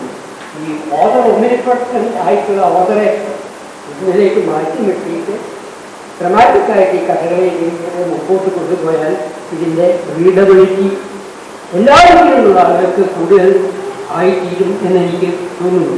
പക്ഷേ ഈ 1000 ഈ സംഭവങ്ങൾ മുഴുവൻ ഒറ്റ നൂറ്റാണ്ടിലേക്ക് ചുരുക്കി എന്നാണ് പറയുന്നത്. ബഹുമാനപ്പെട്ട ഉദ്ഘാടകൻ ഈ കുംഭമാസത്തെ പറ്റിയും കൊല്ലവർഷത്തെയും പറ്റിയും പറഞ്ഞു. ഇത് വളരെ തന്ത്രപൂർവമായ ഒരു വിദ്യയാണെന്ന് തോന്നുന്നു. കൊല്ലവർഷം കേട്ടാൽ നമുക്ക് വളരെയധികം പഴക്കം തോന്നും. ഒരുപാട് പഴക്കം പണ്ട് നടന്ന കഥയാണ് തോന്നുന്നു കൊല്ലവർഷം പറഞ്ഞു കഴിഞ്ഞാൽ. ഇപ്പോഴത്തെ നമ്മൾ അംഗീകരിക്കുന്ന ഈ വർഷം നോക്കിക്കഴിഞ്ഞാൽ ഇത് ഇന്നലെ നടന്നതാണ് എന്നാണ് നമുക്ക് തോന്നുന്നത്. ഈ 1925 ഇപ്പോൾ നടക്കുന്നതാണ് എന്നത് നമുക്ക് മനസ്സിലാവും. പക്ഷെ അതിനെ കൊല്ലവർഷം പറഞ്ഞാൽ പണ്ടൊക്കെ നടന്നതാണ് എന്നുള്ള ഭാഗ്യമാണ്. 725 വർഷത്തിന്റെ വ്യത്യാസമുള്ളൂ പോലും നമുക്കിങ്ങനെ തോന്നും. ഉടനീളം അങ്ങനെയാണ് ഇതേ ചരിത്രത്തിലേക്ക് കൂട്ടിക്കെട്ടാൻ പുസ്തകത്തിൽ ശ്രമിച്ചിട്ടുണ്ട്. പിന്നെ എഴുത്തുകാരനെ സംബന്ധിച്ചിടത്തോളം അതിൻ്റെ ആവിഷ്കാര ഭംഗി പല ദിക്കുകളിലും അത്ഭുതപ്പെടുത്തുന്ന മട്ടിലാണ് എനിക്കിത് തോന്നിയിട്ടുള്ളത്. ഈ കാലത്തിൽ വരുന്ന മാറ്റത്തെ പറ്റി അദ്ദേഹം പറയുന്നുണ്ട്. ചൂടിനാരുകൾ മാറ്റി ചൂടിനാരുകൾ പ്ലാസ്റ്റിക്കിന് വഴിമാറി. ചെറിയ വാചകം. ചൂടിനാരുകൾ പ്ലാസ്റ്റിക്കിന് വഴിമാറി. നമ്മുടെ സമൂഹത്തിൽ വന്ന ഒരു വലിയ മാറ്റത്തെ ഒറ്റ വാചകത്തിൽ ഒതുക്കിയിട്ട് അത് ചെയ്യുന്നു. അതേപോലെ തന്നെ അനുരാഗത്തെ പറ്റി പറയുന്നിടത്തും ദീർഘമായ പറഞ്ഞു കഴിഞ്ഞാൽ അവന്റെ കണ്ണിലേക്ക് നോക്കിയപ്പോൾ അവൾ അവന്റെ കണ്ണിലേക്ക് നോക്കിയപ്പോൾ അവൾ പെണ്ണായി എന്നൊരു വാചകം. അത് സംവേദനം ചെയ്യുന്ന ആശയത്തിന്റെ മഹാപ്രപഞ്ചമാണ്. അത്തരം കാര്യങ്ങൾ ഈ പുസ്തകത്തിൽ പല ദിക്കുകളിലും നമുക്ക് കണ്ടെത്തുന്നു. ദാരിദ്ര്യത്തെ പറ്റി പറയുമ്പോൾ ഒരു വാചകമാണ്. നാരായണിയമ്മ ഒരു മുഴം കയറ് പട്ടിണിക്ക് പരിഹാരങ്ങൾ. നിരുപദ്രവമായിട്ടൊരു വാചകമായിട്ടാണ് തോന്നുന്നത്. നാരായണിയമ്മ ഒരു മുഴം കയറ് പട്ടിണിക്ക് പരിഹാരങ്ങൾ എന്ന് പറയുന്നു. ദാരിദ്ര്യത്തെക്കാൾ ഭീകരമായ ഒരവസ്ഥ നമുക്ക് സങ്കല്പിക്കാൻ പറ്റില്ല. അങ്ങനെ ആത്മഹത്യ ചെയ്യപ്പെട്ടു. ഇതുപോലെ സൂക്ഷ്മമായിട്ട് പറയാൻ പറ്റുന്നു. അങ്ങനത്തെ ലോക ക്ലാസുകളിലൊക്കെ ഇങ്ങനത്തെ വാദങ്ങൾ നമുക്ക് കണ്ടെത്തുന്നത്. വിക്ടോറിയ ഹ്യൂഗോവിന്റെ പാവങ്ങളുടെ ഒരു ഭാഗത്ത് അദ്ദേഹം പറയുന്നൊരു വാദമുണ്ട്. അത് ലോകത്തിൽ എല്ലാവരെങ്കിലും പ്രസക്തമായ വാദങ്ങളുണ്ട്. ഹ്യൂഗോ എഴുതി പാവങ്ങളുടെ 100-ാം വർഷമാണ് മലയാളത്തിൽ പറ്റിയിട്ട്. അതിന് ഹ്യൂഗോ എഴുതി മക്കളെ സ്നേഹിക്കാത്ത അച്ഛന്മാരുണ്ടാവാം, മക്കളുടെ മക്കളെ ആരാധിക്കാത്ത മുത്തച്ഛന്മാരുണ്ടാവില്ല. അതിൻ്റെ ചില നേർത്ത സ്പന്ദങ്ങൾ ഈ നോവലിൽ പല ഭാഗങ്ങളിലും നമുക്ക് കാണാൻ സാധിക്കും. അഗ്നി വിജയെടുത്തിട്ട് അത് തിരിച്ച് അവർക്ക് ദാരിദ്ര്യം മാത്രമേ ഉള്ളൂ. ആ ദാരിദ്ര്യത്തെ പറ്റി അവർ ദാരിദ്ര്യത്തെ അതിജീവിക്കുന്ന എങ്ങനെയാണ് ചിലവർ സംസാരിച്ചത് അമിട്ട് പോലെ മുറുക്കി തീർത്തു എന്നിവയിലാണ് എൻ്റെ അഭിപ്രായം. ദാരിദ്ര്യത്തിൻ്റെയും പിടിയിൽപ്പെട്ട അന്ധവിശ്വാസങ്ങളുടെയും ആരാധനയുടെയും മടിയിൽപ്പെട്ട ഒരു സാധാരണ മനുഷ്യ സമൂഹത്തിൻ്റെ മനോഹരമായ കഥ ആകുമായിരുന്നു എന്നുകൂടി വായനക്കാരെന്നുള്ള എൻ്റെ പരാതി അവതരിപ്പിക്കുകയും ചെയ്യുന്നു. അത്രയും ദീർഘമായിട്ടുള്ള ഒരു ആഖ്യാനം ഈ ഗ്രന്ഥം ആവശ്യപ്പെടുന്നു. അത് വല്ലാതെ ചുരുക്കി പറയുക എന്നുള്ളത് എഴുത്തുകാരൻ്റെ ധർമ്മം തന്നെയാണ്. പക്ഷെ ചുരുക്കി പറയുക എന്നുള്ളത് വായനക്കാരനെ ബുദ്ധിമുട്ടിക്കലാവരുത് എന്നുകൂടി എനിക്കത് അപേക്ഷയും. അതുകൊണ്ട് ഇതിൻ്റെ ഈ ആ പുഴയുടെ തീരത്തും വെളിച്ചപ്പാടിനെയും ചിറയെയും ഒക്കെ നേരിട്ട് വളരെ അടുത്ത് പരിചയമുള്ള ആളുകളുണ്ട്. അവർക്ക് വേണ്ടി മാത്രമല്ലല്ലോ എഴുതുന്നത്. ചിറയെപ്പറ്റി കേൾക്കുക മാത്രം ചെയ്തിട്ടുള്ള ഒരുപാട് ആളുകൾ ഈ നാട്ടിൽ. മറ്റൊന്ന് 1880 തുടങ്ങി ഏതാണ്ട് 1925 വരെയുള്ള ആ കാലഘട്ടത്തിൻ്റെ ചരിത്രം ആണ് ഇത് പറയുന്നത്. ആ കാലഘട്ടത്തിൽ ഉത്തര മലബാറിലും തെക്കേ മലബാറിലും ഉത്തര മലബാറിലും മൂവ്മെന്റ് തുടങ്ങി നമ്മളുടെ കൂട്ടുകക്ഷി ഭരണങ്ങളുടെ വൈകൃതങ്ങളെ പറ്റി ഒരു നാടിൻ്റെ കഥ പറയുമ്പോൾ ആ നാടിൻ്റെ കഥയായത് ആളുകളുടെ കഥ പറയുമ്പോൾ അവരെ അദൃശ്യമായി സ്വാധീനിക്കുന്ന രാഷ്ട്രീയ പുറകിലും നമുക്ക് വളരെ കൃത്യമായിട്ട് ചില രാഷ്ട്രീയ സംഭവ വികാസങ്ങളെ കൂട്ടിക്കൊടുക്കാൻ പറ്റും. അത് കൊടുത്തേണ്ടതല്ലേ എന്നുള്ളതാണ് എൻ്റെ ചോദ്യം. തൻ്റെ പരിചയക്കാർക്ക് വളരെ ഹൃദ്യമായ വിഷയം ആവിഷ്കരിക്കാനുള്ള വൈഭവമുണ്ട് എന്ന് ഈ നോവലിലൂടെ ഗ്രന്ഥകാരൻ സംശയാതീതമായി തെളിയിച്ചിട്ടുണ്ട്. അദ്ദേഹം കുറെ കൂടി വലിയൊരു നോവലിൽ, കുറെ കൂടി വലിയൊരു ക്യാൻവാസിൽ, കുറെ കൂടി സമ്പന്നമായ ജീവിതത്തെ ഇനിയും ആവിഷ്കരിക്കട്ടെ. അതിന് അദ്ദേഹത്തിന് എല്ലാ ആശംസകളും അർപ്പിച്ചുകൊണ്ട് എൻ്റെ വാക്കുകൾ.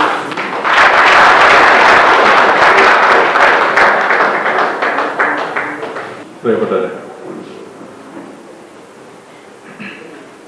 വളരെ പണ്ഡിതോജ്വലമായ ചരിത്രാന്വേഷണത്തിൻ്റെയും ഭാഷാസ്നേഹിയുടെയും ഒരു സർഗാത്മക എഴുത്തുകാരൻ്റെയും നിലപാടിൽ നിന്നുകൊണ്ട് ഈ പുസ്തകത്തെ വായിച്ച പ്രിയപ്പെട്ട എസ് കെ വസന്തമാഷിൽ നിന്നുള്ള വളരെ സാരവത്തായ അഭിപ്രായം നമ്മൾ കേട്ടുകഴിഞ്ഞു. ആ പുസ്തകത്തിൻ്റെ ഉള്ളറകളിലേക്കും അതിൻ്റെ രചനാപരമായ അതിൻ്റെ മറ്റു വൈശിഷ്ട്യങ്ങളിലേക്കോ അല്ലെങ്കിൽ അതിൻ്റെ ന്യൂനതകളിലേക്കോ കൂടുതൽ വായനക്കാരിലേക്ക് പ്രത്യായനിക്കാനുള്ള ഒരു ആമുഖക്കുറിപ്പായിട്ട് ഈ ഭാഷണത്തെ നിങ്ങളെല്ലാവരും ശ്രമിച്ചിട്ടുണ്ടാകും എന്ന് ഞാൻ കരുതുന്നു. തീർച്ചയായും ഒരു പുസ്തക പ്രകാശനം ഒരു പുസ്തകത്തെ ഇഴകീറി പരിശോധിക്കേണ്ട ഒരു സന്ദർഭമായിട്ടല്ല ഞാൻ കാണുന്നത്. തീർച്ചയായിട്ടും അതിൻ്റെ ഒരു അഭിപ്രായം ഉണ്ടാകാം. ഒരു വായനക്കാരൻ എന്ന നിലയിൽ നമുക്ക് അതിൻ്റെ ശരി തെറ്റുകൾ, നമ്മുടെ പ്രതീക്ഷകൾ, നമ്മളതിൽ ഇനിയും പുലർത്തുന്ന ചില ഭാവങ്ങളൊക്കെ നമുക്ക് പറയാം. അതിനപ്പുറം ഇങ്ങനെയും ചില എഴുത്തുകൾ ഈ കാലത്ത് സംഭവിക്കുന്നു എന്നിടത്താണ് ഇതിൻ്റെ ആദ്യത്തെ തുടക്കവും സന്തോഷവും. തീർച്ചയായും ഈ കാലത്തിൻ്റെ ഒരു എഴുത്തെന്ന് പറയുന്നത് നോവൽ രൂപം തന്നെയാണ്. ഇപ്പോൾ ഇവിടെ മലയാളത്തിലെ ഏറ്റവും പ്രശസ്തനായിട്ടുള്ള പുതിയ തലമുറയിലെ വളരെ പ്രതീക്ഷാപൂർവം വായനക്കാർ കാത്തിരിക്കുന്ന ഒരു എഴുത്തുകാരനാണ് ശ്രീ മനോജ് വെങ്ങോല. ഒരുപക്ഷെ തൃശ്ശൂരിൽ അദ്ദേഹത്തെ അങ്ങനെ അറിയപ്പെടുന്ന അദ്ദേഹത്തിൻ്റെതായ ബന്ധങ്ങളുണ്ടോ എന്ന് എനിക്കറിയില്ല. ഞാൻ വായനയിലൂടെ മാത്രം ശ്രദ്ധിച്ചില്ല. അങ്ങനെയാണ് വായനകൾ നമുക്ക് ചില അപൂർവമായ സാഹോദര്യങ്ങളെ, അപൂർവമായ ചില ബന്ധങ്ങളെ നമുക്ക് തരിക.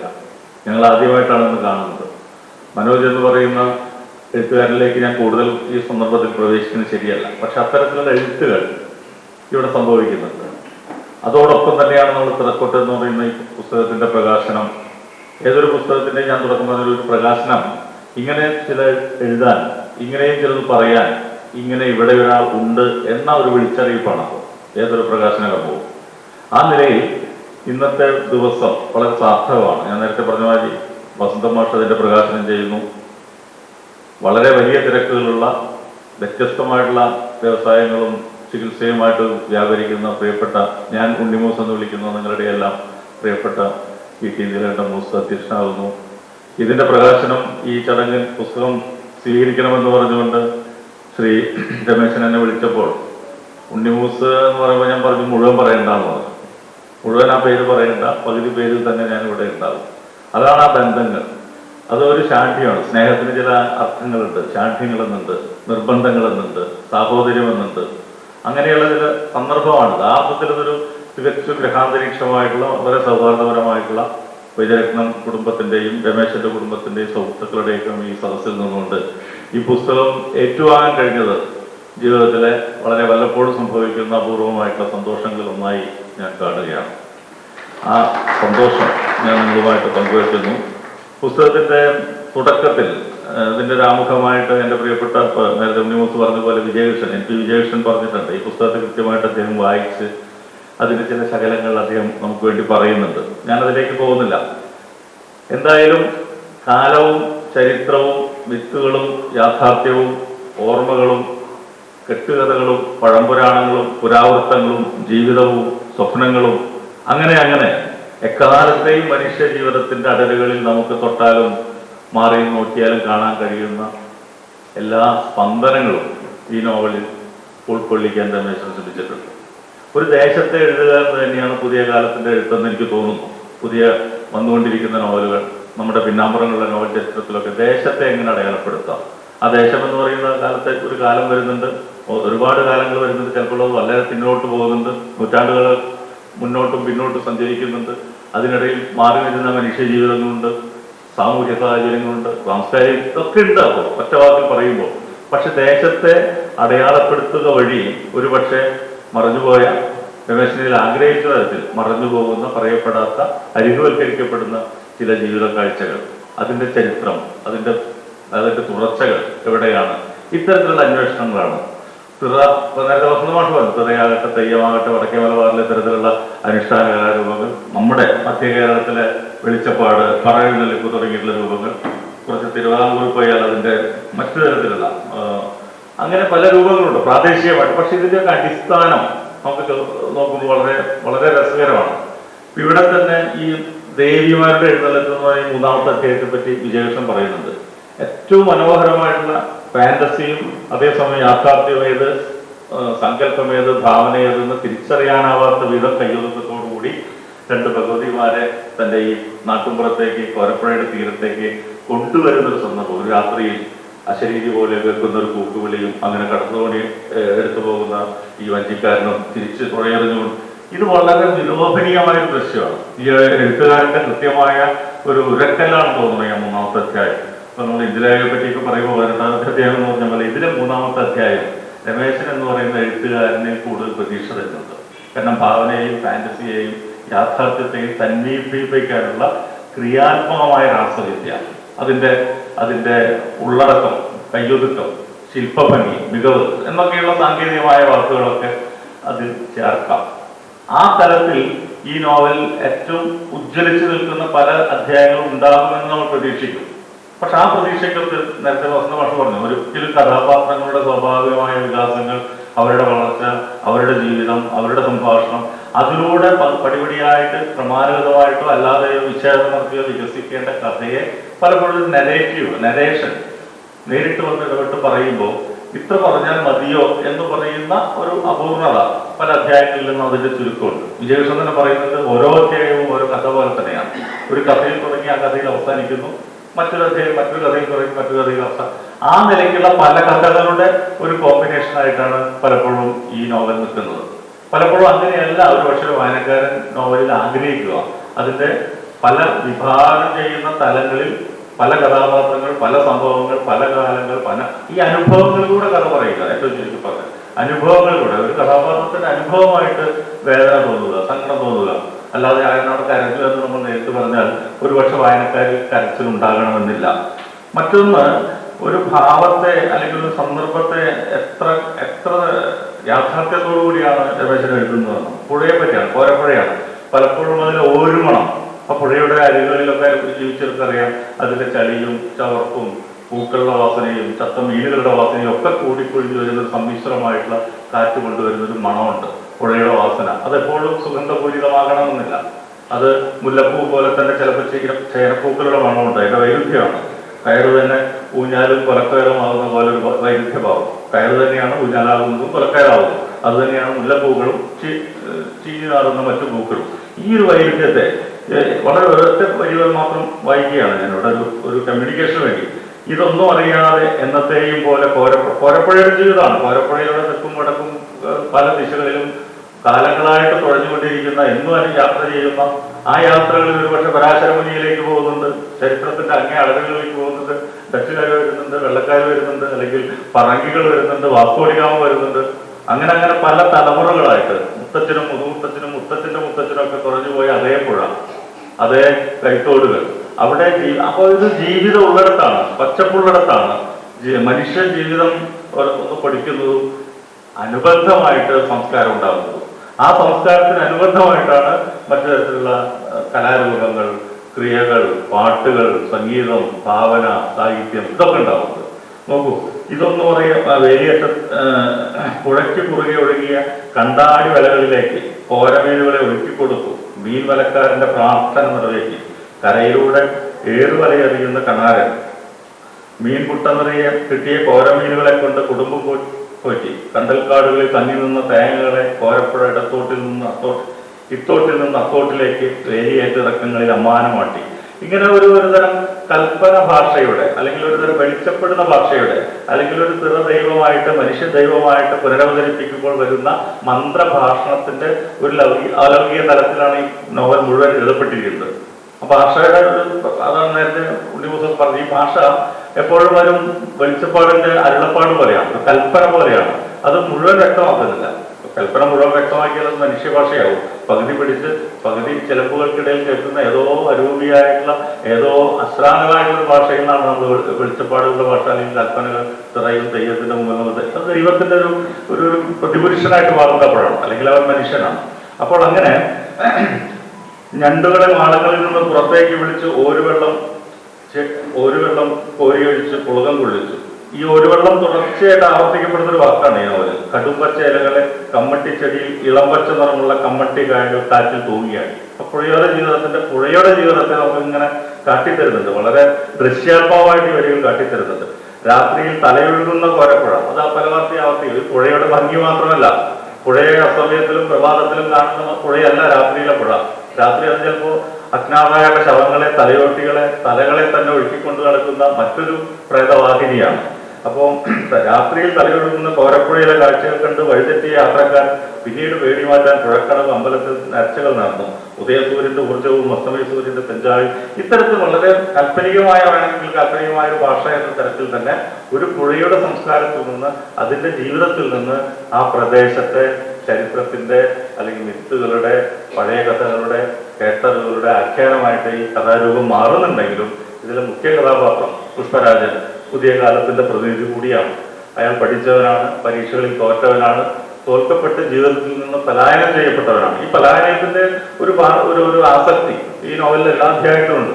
ഓടിപ്പോകലാണ്, പിന്തുടരലാണ്, വീണ്ടും തിരിച്ചു വരലാണ് എല്ലാ കഥാപാത്രങ്ങളും ചെയ്തുകൊണ്ടിരിക്കുന്നത്. അതുപോലെ തന്നെ ഓരോ അധ്യായത്തിന്റെയും താക്കോൽ വാക്കുകളായിട്ട് കൊടുത്തുള്ള വാക്കുകളുടെ ഒരു സൂചക പദം, അതിന്റെ ക്രിയാരൂപത്തിൽ നടന്ന സംഭവങ്ങളാണ് ചരിത്രം, അതിന്റെ ഗന്ധമേറ്റത് ഐതിഹ്യവും. ഇങ്ങനെ എപ്പോഴും ഓരോ അധ്യായത്തിന്റെയും വളരെ കീനോട്ട് എന്ന് പറയാവുന്ന ചില വാചകങ്ങൾ അതിന്റെ ദൃഷ്ടാന്തങ്ങളായിട്ട് നിൽക്കുന്നുണ്ട്. അപ്പൊ ചരിത്രത്തെ അപ്പാടെ ചരിത്രവൽക്കരിക്കുകയല്ല, ഞാൻ അവിടേക്കാണ് എത്തുന്നത്. ചരിത്രവും ഫിക്ഷനും തമ്മിലുള്ള വ്യത്യാസത്തെ പറ്റി കുറച്ച് വർഷം പറഞ്ഞു വെക്കേണ്ടേ. ചരിത്രത്തെ ആ രീതിയിൽ പറയുമ്പോൾ അത് വളരെ പ്രഖരമായി പോകും, വളരെ ജഡമായി പോകും, വളരെ വസ്തുതാപരമായി പോകും, സ്ഥിതിവിവര കണക്കായി പോകും, എണ്ണമായി പോകും, വർഷങ്ങളുടെ നമ്പറുകളായി പോകും. അതല്ല, അത്തരം ചരിത്രത്തെ അത്തരം ഓർമ്മകളിലേക്ക്, ഇന്നത്തെ ജീവിതത്തിലേക്ക്, കേട്ടറിവുകളിലേക്ക്, കടങ്കഥകളിലേക്ക് അല്ലെങ്കിൽ പുരാണങ്ങളിലേക്കൊക്കെ കൂട്ടിക്കുഴയ്ക്കുമ്പോഴാണ് ആ ചരിത്രത്തിൽ തിളക്കമുണ്ടാകുന്നത്. ആ ചരിത്രം ഇന്നും വായിക്കപ്പെടാൻ അർഹതയുള്ള ഒന്നായി മാറും. അവിടെയാണ് ഫിക്ഷനും ഹിസ്റ്ററിയും തമ്മിലുള്ള ഒരു കോമ്പിനേഷൻ. അതേസമയം ഈ ചരിത്രമില്ലാത്ത ആഖ്യായികൾ അത് വെറും കഥകളായിട്ട് മാറും. അന്നത്തെ കഥയായിട്ട് അവിടെ തീരും. നാളെ വായിക്കേണ്ടതില്ലാത്ത ഒന്നായി മാറും, അനാവശ്യമായ മറ്റൊന്നായി മാറും. അവിടെയാണ് നമ്മൾ ജീവിതത്തെ കൂട്ടിപ്പിടിക്കുന്നത്. ഈ ജീവിതം തിരിഞ്ഞു നോക്കുമ്പോഴാണ് കഴിഞ്ഞുപോയ സംസ്കാരങ്ങൾ, കടന്നു വന്ന ആളുകൾ, അവിടുത്തെ യുദ്ധങ്ങൾ, പലായനങ്ങൾ, ഇങ്ങനെയുള്ള വളരെ വ്യത്യസ്തമായ വിസ്തൃതമായ എക്കാലത്തെയും ജീവിത പരിസരം ഈ നോവലിൽ വന്നു നിറയുന്നു. പക്ഷേ പുതിയ കാലത്തേക്ക് വരുമ്പോൾ ഈ തിടുക്കം ഈ നോവലിൽ അതിന്റെ വായന ഭംഗിയെ ചെറുതായിട്ടൊന്ന് കുറയ്ക്കുന്നുണ്ട്. പ്രത്യേകിച്ച് പുതിയ കാലത്തിന്റെ രാഷ്ട്രീയത്തെ, നക്സൽ മൂവ്മെന്റിനെ, കക്കയം, ഈ കക്കയത്വത്തെ രാജൻ എന്ന പേര് പറയാതെ തന്നെ വായനക്കാരൻ ആ ഒരു അനുഭവത്തിലേക്ക് പോകും. അടിയന്തരാവസ്ഥയുടെയും അന്നത്തെ ക്യാമ്പുകളുടെയും മർദ്ദനമുറകളുടെയും ഒക്കെ ഒരു ലോകം പറയാതെ തന്നെ നമുക്ക് കിട്ടണം. അതുകൊണ്ടാണ് പലപ്പോഴും എഴുത്തുകാരൻ പറയാത്ത വാക്കുകളുടെ ഉടമസ്ഥനാകണം എന്നുകൂടി നമ്മൾ വളരെ ആലങ്കാരികമായിട്ട് പറയാറ്. എല്ലാം പറഞ്ഞു വെച്ചുകൊണ്ടല്ല, ചില ധ്വനികളിലൂടെ, ചില സൂചനകളിലൂടെ അത് പൂരിപ്പിക്കേണ്ട ബാധ്യത എഴുത്തുകാരൻ സംഭവിക്കും. നല്ല വായനക്കാരിൽ അത് ഉണ്ടാകും. അപ്പോ പുതിയ സമസ്യകളിലേക്ക്, പുതിയ കാലത്തിന്റെ പ്രതിസന്ധികളിലേക്ക് വരുമ്പോൾ അതൊരു ഓട്ടപ്പാച്ചിലായിട്ട് തോന്നാം. ഈ ചരിത്രം പറയുമ്പോഴോ, പുരാണം പറയുമ്പോഴോ, ഐതിഹ്യം പറയുമ്പോഴോ ഉള്ള ഒരു കയ്യാത, നേരത്തെ പറഞ്ഞത് വെളിച്ചപ്പാടിന്റെ വെളിപ്പെടുന്ന ഭാഷയിലല്ല ഒരുപക്ഷെ ഇന്നത്തെ യാഥാർത്ഥ്യത്തെ ആവിഷ്കരിക്കേണ്ടിയിരുന്നത് എന്നും ഒരുപക്ഷെ ഒരു വായനക്കാരൻ എന്ന നിലയിൽ തോന്നാം. ഇതൊരു ന്യൂനതയല്ല. ഒരേ ടോണിൽ, ഒരേ രീതിയിൽ ഒരു കഥ പറഞ്ഞു പോകുന്ന നരേഷന്റെ ഒരു പരിമിതിയാണ്. പലപ്പോഴും അതിനെ അഭിവർത്തിക്കാനും ഭാഷയിൽ തന്നെ മാറ്റങ്ങൾ വരുത്താനും ഓരോ കഥാപാത്രത്തിനും അനുസൃതമായ ഭാഷയും സൂചനകളൊക്കെ കൊണ്ടുവരാനും ഭയങ്കരമായിട്ടുള്ള നിഷ്ഠയും ഭയങ്കരമായിട്ടുള്ള ശ്രമവും ഒക്കെ വേണം. അതുകൊണ്ടാണ് പലരും നോവൽ എഴുതാത്തത്. ഇപ്പൊ പലപ്പോഴും എന്നോടൊക്കെ പലരും ചോദിക്കാറുണ്ട്, 40-40 വർഷമായിട്ട് മലയാളത്തിൽ കഥ മാത്രം എഴുതുന്ന ഒരാളാണ്, എന്തുകൊണ്ട് നോവൽ എഴുതുന്നില്ല? നോവൽ എന്ന് പറയുന്നത് ഇപ്പോഴും ആലോചിക്കുമ്പോൾ നമുക്ക് അതിന്റെ വലിയ ക്യാൻവാസാണ്, വിസ്തൃതിയുണ്ട്, കഥാപാത്രങ്ങളെ എങ്ങനെയും കൊണ്ടുവരാം, മാറ്റിമറിക്കാം. പണ്ട് MP പോളൊക്കെ പറഞ്ഞ പോലെ അതൊരു ഏത് ബീററ്റാക്കും, ഏത് ഡോക്യുമെന്റേഷനും നോവൽ എന്ന് പറയുന്ന സങ്കേതത്തിൽ ഒതുക്കാം. ഇത്തരം സൗകര്യങ്ങളൊക്കെ ഉണ്ടെങ്കിൽ പോലും ഈ പറയുന്ന കഥാപാത്രത്തിൽ കഥാപാത്രങ്ങളെ അനുക്രമമായി വികസിപ്പിക്കാനും പരസ്പരം സന്നിവേശിപ്പിക്കാനും ബന്ധപ്പെടുത്താനും ഒക്കെയുള്ള അപാരമായിട്ടുള്ള ശ്രദ്ധയും സൂക്ഷ്മതയും ഒരു നോവലിസ്റ്റ് ആവശ്യപ്പെടുന്നുണ്ട്. അപ്പോൾ തുടർച്ചയായിട്ട് എഴുത്തിൽ തീർച്ചയായിട്ടും രമേശിന് അത് സാധിക്കും എന്നതാണ് ഈ 3-ാമത്തെ അധ്യായം സാക്ഷ്യപ്പെടുത്തുന്നത്. അതിൻ്റെ ഒരു വലിയ മികവ് എഴുത്തുകാരൻ അതിൽ സാധൂകരിക്കുന്നുണ്ട്. പുതിയ കാലത്തിന്റെ പരിണാമങ്ങളിലേക്ക് ഒരു ഓട്ടപ്രദക്ഷിണം പോലെ ചിലപ്പോഴൊക്കെ ഒരു വല്ലാതെ നമ്മൾ മുൻവിധിയോടുകൂടി തന്നെ ഈ കഥാപാത്രത്തെ കാണാൻ ശ്രമിക്കുന്നുണ്ടോ എന്ന് തോന്നാം. എപ്പോഴും അങ്ങനെയാണ്. ഒരു പരാജിതന്റെയും ഓടിപ്പോകുന്നതിന്റെയും എന്താ പറയുക തിരസ്കാരങ്ങൾ ഏറ്റുവാങ്ങുന്നതിന്റെയും നിഷേധിയുടെയും ഒക്കെയുള്ള ഒരു ഭാവത്തിൽ ഇതിലെ മുഖ്യ കഥാപാത്രം മാറി നിൽക്കുന്ന ഒരു പ്രോട്ടോടൈപ്പ് പോലെ മാറുന്നുണ്ടോ എന്ന് നമുക്ക് തോന്നാം. എന്നിരുന്നാലും എല്ലാ ചെറു ന്യൂനതകൾക്കിടയിലും വളരെയധികം പ്രത്യാശ തരുന്ന എഴുത്തിന്റെ ഒരു വലിയ ലോകം രമേശന് തുടർന്നുണ്ടാകും എന്ന് തന്നെ ഞാൻ വിചാരിക്കുന്നു. കാരണം ഇത്രയും വലിയ തിരക്കുള്ള ഒരു ജോലിക്കിടയിൽ നിന്നുകൊണ്ടാണ് അദ്ദേഹം ഈ എഴുത്ത് സൃഷ്ടിക്കുന്നത്. അപ്പോൾ ആ എഴുത്തിൽ തനിക്ക് മറ്റെവിടെയും ഇല്ലാത്ത എന്തോ ചില സന്തോഷങ്ങൾ, എവിടെയും കിട്ടാത്ത ഈ ചുമടൊന്ന് ഇറക്കി വെക്കാനുള്ള ഒരു അത്താണിയായിട്ട് എഴുത്തിന്റെയും വായനയുടെയും ലോകം അദ്ദേഹത്തെ ആത്മാർത്ഥമായിട്ട് തുടർന്ന് അനുയാത്ര ചെയ്യുന്നുണ്ട് എന്ന് പറയുന്നതിൻ്റെയും കൂടി ഒരു മുഹൂർത്തമായിട്ടാണ് ഇത്തരം നോവൽ പ്രകാശനങ്ങളെ ഞാൻ കാണുന്നത്. തീർച്ചയായിട്ടും ഈ നോവലിനെ ഇഴകീറി അണുകീറി ഓരോ അധ്യായവും കീറി പരിശോധിക്കേണ്ട ഒരു മുഹൂർത്തമല്ല എന്നിരിക്കെ തന്നെ തുടർന്ന് ഈ മനോജീവൻ നോവലിനെ പരിചയപ്പെടുത്തേണ്ടതുണ്ട്. അപ്പോൾ ആ ഭാഗത്തേക്കൊക്കെ ചെറുതായി ഞാനും കൈവച്ചു. അല്ലാതെ ഒരു പുസ്തകം ഏറ്റുവാങ്ങിയത് കൊണ്ട് എന്ത് എന്ന് പറയുന്ന ഒരു അർത്ഥശൂന്യത അത്തരത്തിലാണ്. നമ്മൾ ഏത് കാര്യം ചെയ്യുമ്പോൾ അതൊരു പുസ്തകം ഏറ്റുവാങ്ങുന്നതോട് തീരുന്നതല്ല. ആ പുസ്തകം വായിക്കുന്നതിലൂടെ വായിച്ച കാര്യങ്ങൾ ചിലതുമായിട്ട് നിങ്ങളുമായിട്ട് പങ്കുവെക്കുന്നതിലൂടെയാണ് അതിൻ്റെ നിറവുകൾ ഉണ്ടാകുന്നത്. തീർച്ചയായിട്ടും വസന്തമാഷെ പോലെയുള്ള അനുഗ്രഹീനായ കയ്യിൽ നിന്ന് ഈ പുസ്തകം വാങ്ങിയ ഈ പ്രഭാതത്തെ ഞാൻ നേരത്തെ പറഞ്ഞതുപോലെ വളരെ ചാരിതാർത്ഥത്തോടുകൂടി സന്തോഷത്തോടുകൂടി മനസ്സിൽ സൂക്ഷിക്കുന്നു. പ്രിയപ്പെട്ട രമേശന് എല്ലാ ആശംസകളും. നമുക്കെല്ലാവർക്കും കഥകളായാലും നോവലായാലും അത് പകരുന്ന ആനന്ദം ചെറുതല്ല. തിരക്കോട്ടെ എന്ന നോവൽ നമുക്ക് വേണ്ടി പരിചയപ്പെടുത്തുന്നതിനായി പ്രശസ്ത ചെറുകഥാകൃത്ത് ശ്രീ മനോജ് വെങ്ങോലയെ സ്നേഹത്തോടെ ക്ഷണിക്കുന്നു. ഒരു വാക്കിൽ ഞാനോ ദീപ്തിയും ഒളിപ്പിച്ചു വയ്ക്കുന്ന വസന്തൻ മാഷ് ഓരോ കഥയും വായിക്കുമ്പോഴും തൃശ്ശൂരിൽ എനിക്ക് സ്നേഹനിധിയായ ഒരു ചേട്ടനുണ്ട് എന്ന് നിരന്തരം എന്നെ അഹങ്കാരിയാക്കുന്ന എൻ്റെ അനസാണ്. മൂസ് വേദിയിലും സദസ്സിലും ഉള്ള ആദരണീയരായ എല്ലാവർക്കും എൻ്റെ നമസ്കാരം. പുസ്തക പരിചയം വലിയ ഭാരപ്പെട്ട പണിയാണ്, എടുത്തൊന്നുമില്ല. മാത്രമല്ല പണ്ട് പെരുമ്പാവൂരിൽ ഞാൻ ഇതുപോലെ ഒരു പുസ്തകം പരിചയപ്പെടുത്തി. അത് ത്രില്ലർ ആയിരുന്നു. ഒരു കൊലപാതകവും കൊല ചെയ്ത ആളെ കണ്ടെത്തുന്ന ഒരു കുറ്റാന്വേഷണം രീതിയിലുള്ള ഒരു നോവലായിരുന്നു. പുസ്തക പരിചയം ഞാനാണ് ഏറ്റെടുത്തത്. പുസ്തകം ഇങ്ങനെ കുറച്ച് കഥകൾ പറയുമല്ലോ. പുസ്തകം കഥ പറഞ്ഞിങ്ങനെ വന്നു കഴിഞ്ഞപ്പോൾ കഥ പറഞ്ഞു കഴിഞ്ഞാൽ ഈ കൊല ചെയ്തതാരാണെന്ന് ഞാൻ പറഞ്ഞില്ല. അത് സസ്പെൻസ് ആണോ. അത് പറഞ്ഞു കഴിഞ്ഞാൽ ഈ പുസ്തകത്തിന്റെ എല്ലാം വിട്ടുപോകുമല്ലോ. അതുകൊണ്ട് ഞാനത് പറഞ്ഞില്ല. പറഞ്ഞു പോകുമ്പോൾ സദസ്സിൽ നിന്ന് ഒരാൾ എഴുന്നേറ്റ് നിന്നിട്ട് എന്നോട് പറഞ്ഞു അത് കൊല ചെയ്തതാരാണെന്ന് പറ, എന്നാൽ പുസ്തക പരിചയം പൂർത്തിയാവുള്ളൂ എന്ന് പറഞ്ഞു. അപ്പൊ ഞാൻ അത് പറയാൻ പറ്റില്ല. അപ്പൊ വേറെ ആൾ എഴുന്നേറ്റ് അത് പറയണം, അതോറപ്പായിട്ട് പറയണം എന്ന് പറഞ്ഞു. ഇങ്ങനെ ഒരു സദസ്സ് മുഴുവൻ എന്നോട് ആവശ്യപ്പെടുകയാണ് അത് കഥ മുഴുവൻ പറയണം എന്ന് പറഞ്ഞു. അവസാനം എഴുത്തുകാരൻ നേരെ ഞാൻ നോക്കി. എഴുത്തുകാരൻ പറഞ്ഞു ഞാൻ പറഞ്ഞു പുസ്തകം പരിചയമാണോ. പക്ഷെ എന്ത് സംഭവിച്ചു എന്ന് വെച്ച് കഴിഞ്ഞാൽ ഈ കൊല ചെയ്ത് ആരാണ് എന്ന് വെളിപ്പെടുത്തി കഴിഞ്ഞ് കഴിഞ്ഞാൽ പിന്നീട് ആ പുസ്തകത്തിന് അതിന്റെ വായിക്കുന്ന ഇത് കിട്ടുമല്ലോ. ആരും പുസ്തകം മേടിച്ചില്ല. വളരെ കുറച്ച് പേര് മാത്രമേ പുസ്തകം മേടിച്ചുള്ളൂ. ബാക്കിയെല്ലാം ഞാനെന്റെ അവസാനം ഹാളിൽ നിന്ന് പുറത്തേക്ക് പോകുമ്പോൾ ഒരു പുസ്തകം അനാഥമായിട്ട് കസേരയിലിരിക്കുക. കൊലയാളിയെ പിടികിട്ടിയല്ലോ, ഈ പുസ്തകം വായിക്കണ്ടല്ലോ എന്ന് പറഞ്ഞതുപോലെയാണ് ഈ പുസ്തക പരിചയത്തിന്റെ ഒരു കാര്യം. പക്ഷെ ഈ പുസ്തകം രമേശൻ പൊയ്ത്താഴത്തിന്റെ തിറക്കൊട്ട് എന്ന് പറയുന്ന പുസ്തകം എനിക്ക് കഥ പറയാൻ പറ്റില്ല.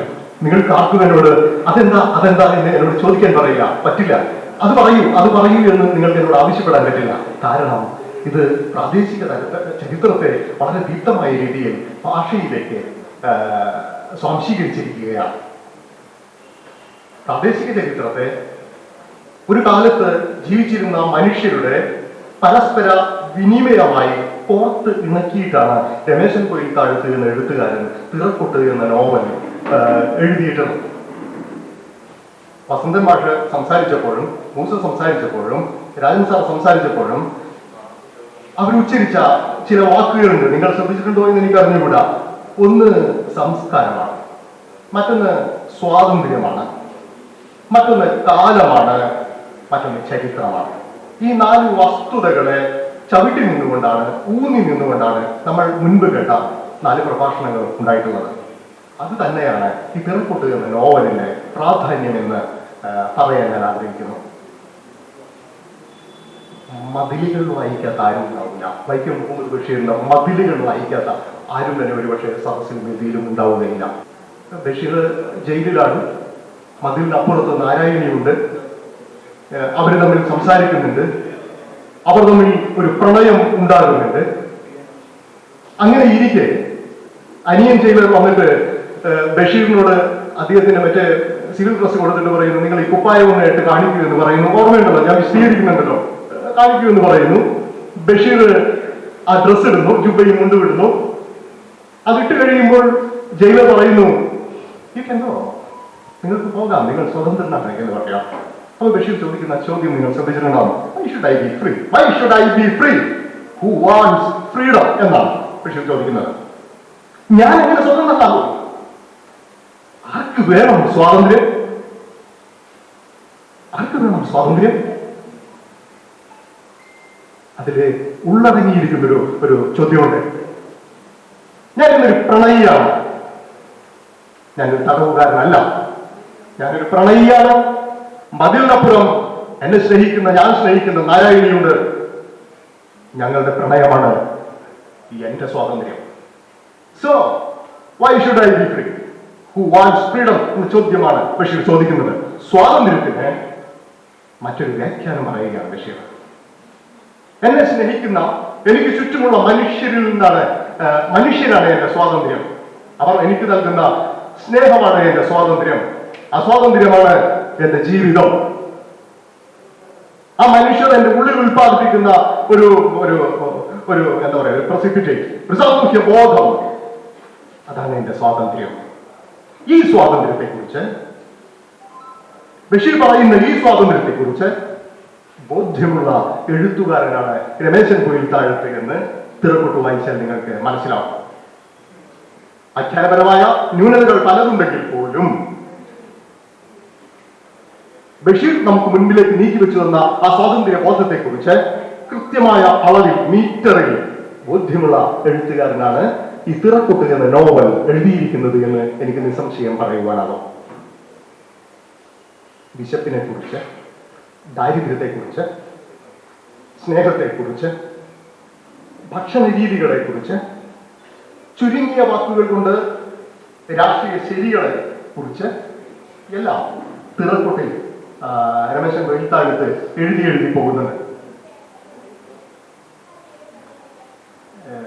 വസന്ത് സാർ സൂചിപ്പിച്ചതുപോലെ എന്തുകൊണ്ടാണ് ഇത് കുറച്ചുകൂടി രാഷ്ട്രീയ ശരീരത്തെ നമ്മുടെ മുമ്പിലേക്ക് തുറന്നു വയ്ക്കാത്തത് എന്ന് ചോദിക്കുന്നുണ്ട്.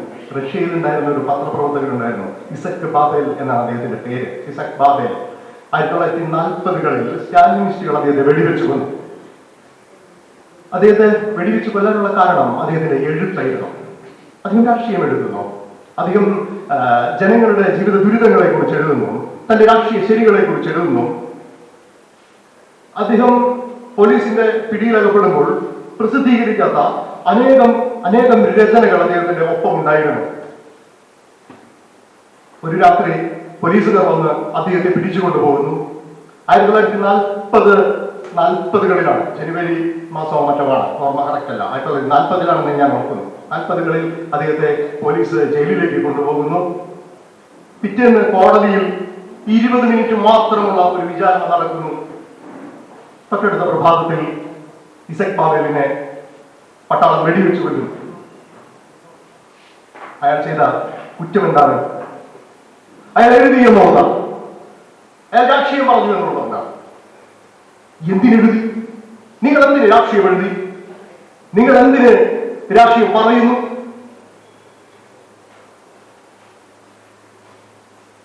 ഇസക് ബാബേൽ വെടിയേറ്റ് മരിച്ചു. വെടിയേറ്റ് മരിക്കുന്നതിന് തൊട്ട് മുൻപ് എന്തെങ്കിലും പറയാനുണ്ടോ എന്ന് ഉദ്യോഗസ്ഥർ ചോദിക്കുന്നുണ്ട്. അപ്പോ ഇസക് ബാബേൽ പറയുന്ന ഒരു വാചകമുണ്ട്. ഞാൻ എഴുതിക്കൊണ്ടിരിക്കുകയായിരുന്നു. അതൊന്ന് പൂർത്തിയാക്കാൻ പോലീസുകാർ സമ്മതിച്ചില്ല. ഭയനത്തിന് മുന്നിൽ നിൽക്കുമ്പോൾ എഴുതിക്കൊണ്ടിരുന്ന വാചകം പൂർത്തിയാക്കാൻ പറ്റുന്നില്ലല്ലോ, പറ്റിയില്ലല്ലോ എന്ന സങ്കടമാണ് ഇസക് ബാബേലിനെ ഭരിച്ചത്. കാരണം അയാൾ ഒരു എഴുത്തുകാരനായിരുന്നു. അയാളുടെ എഴുത്ത്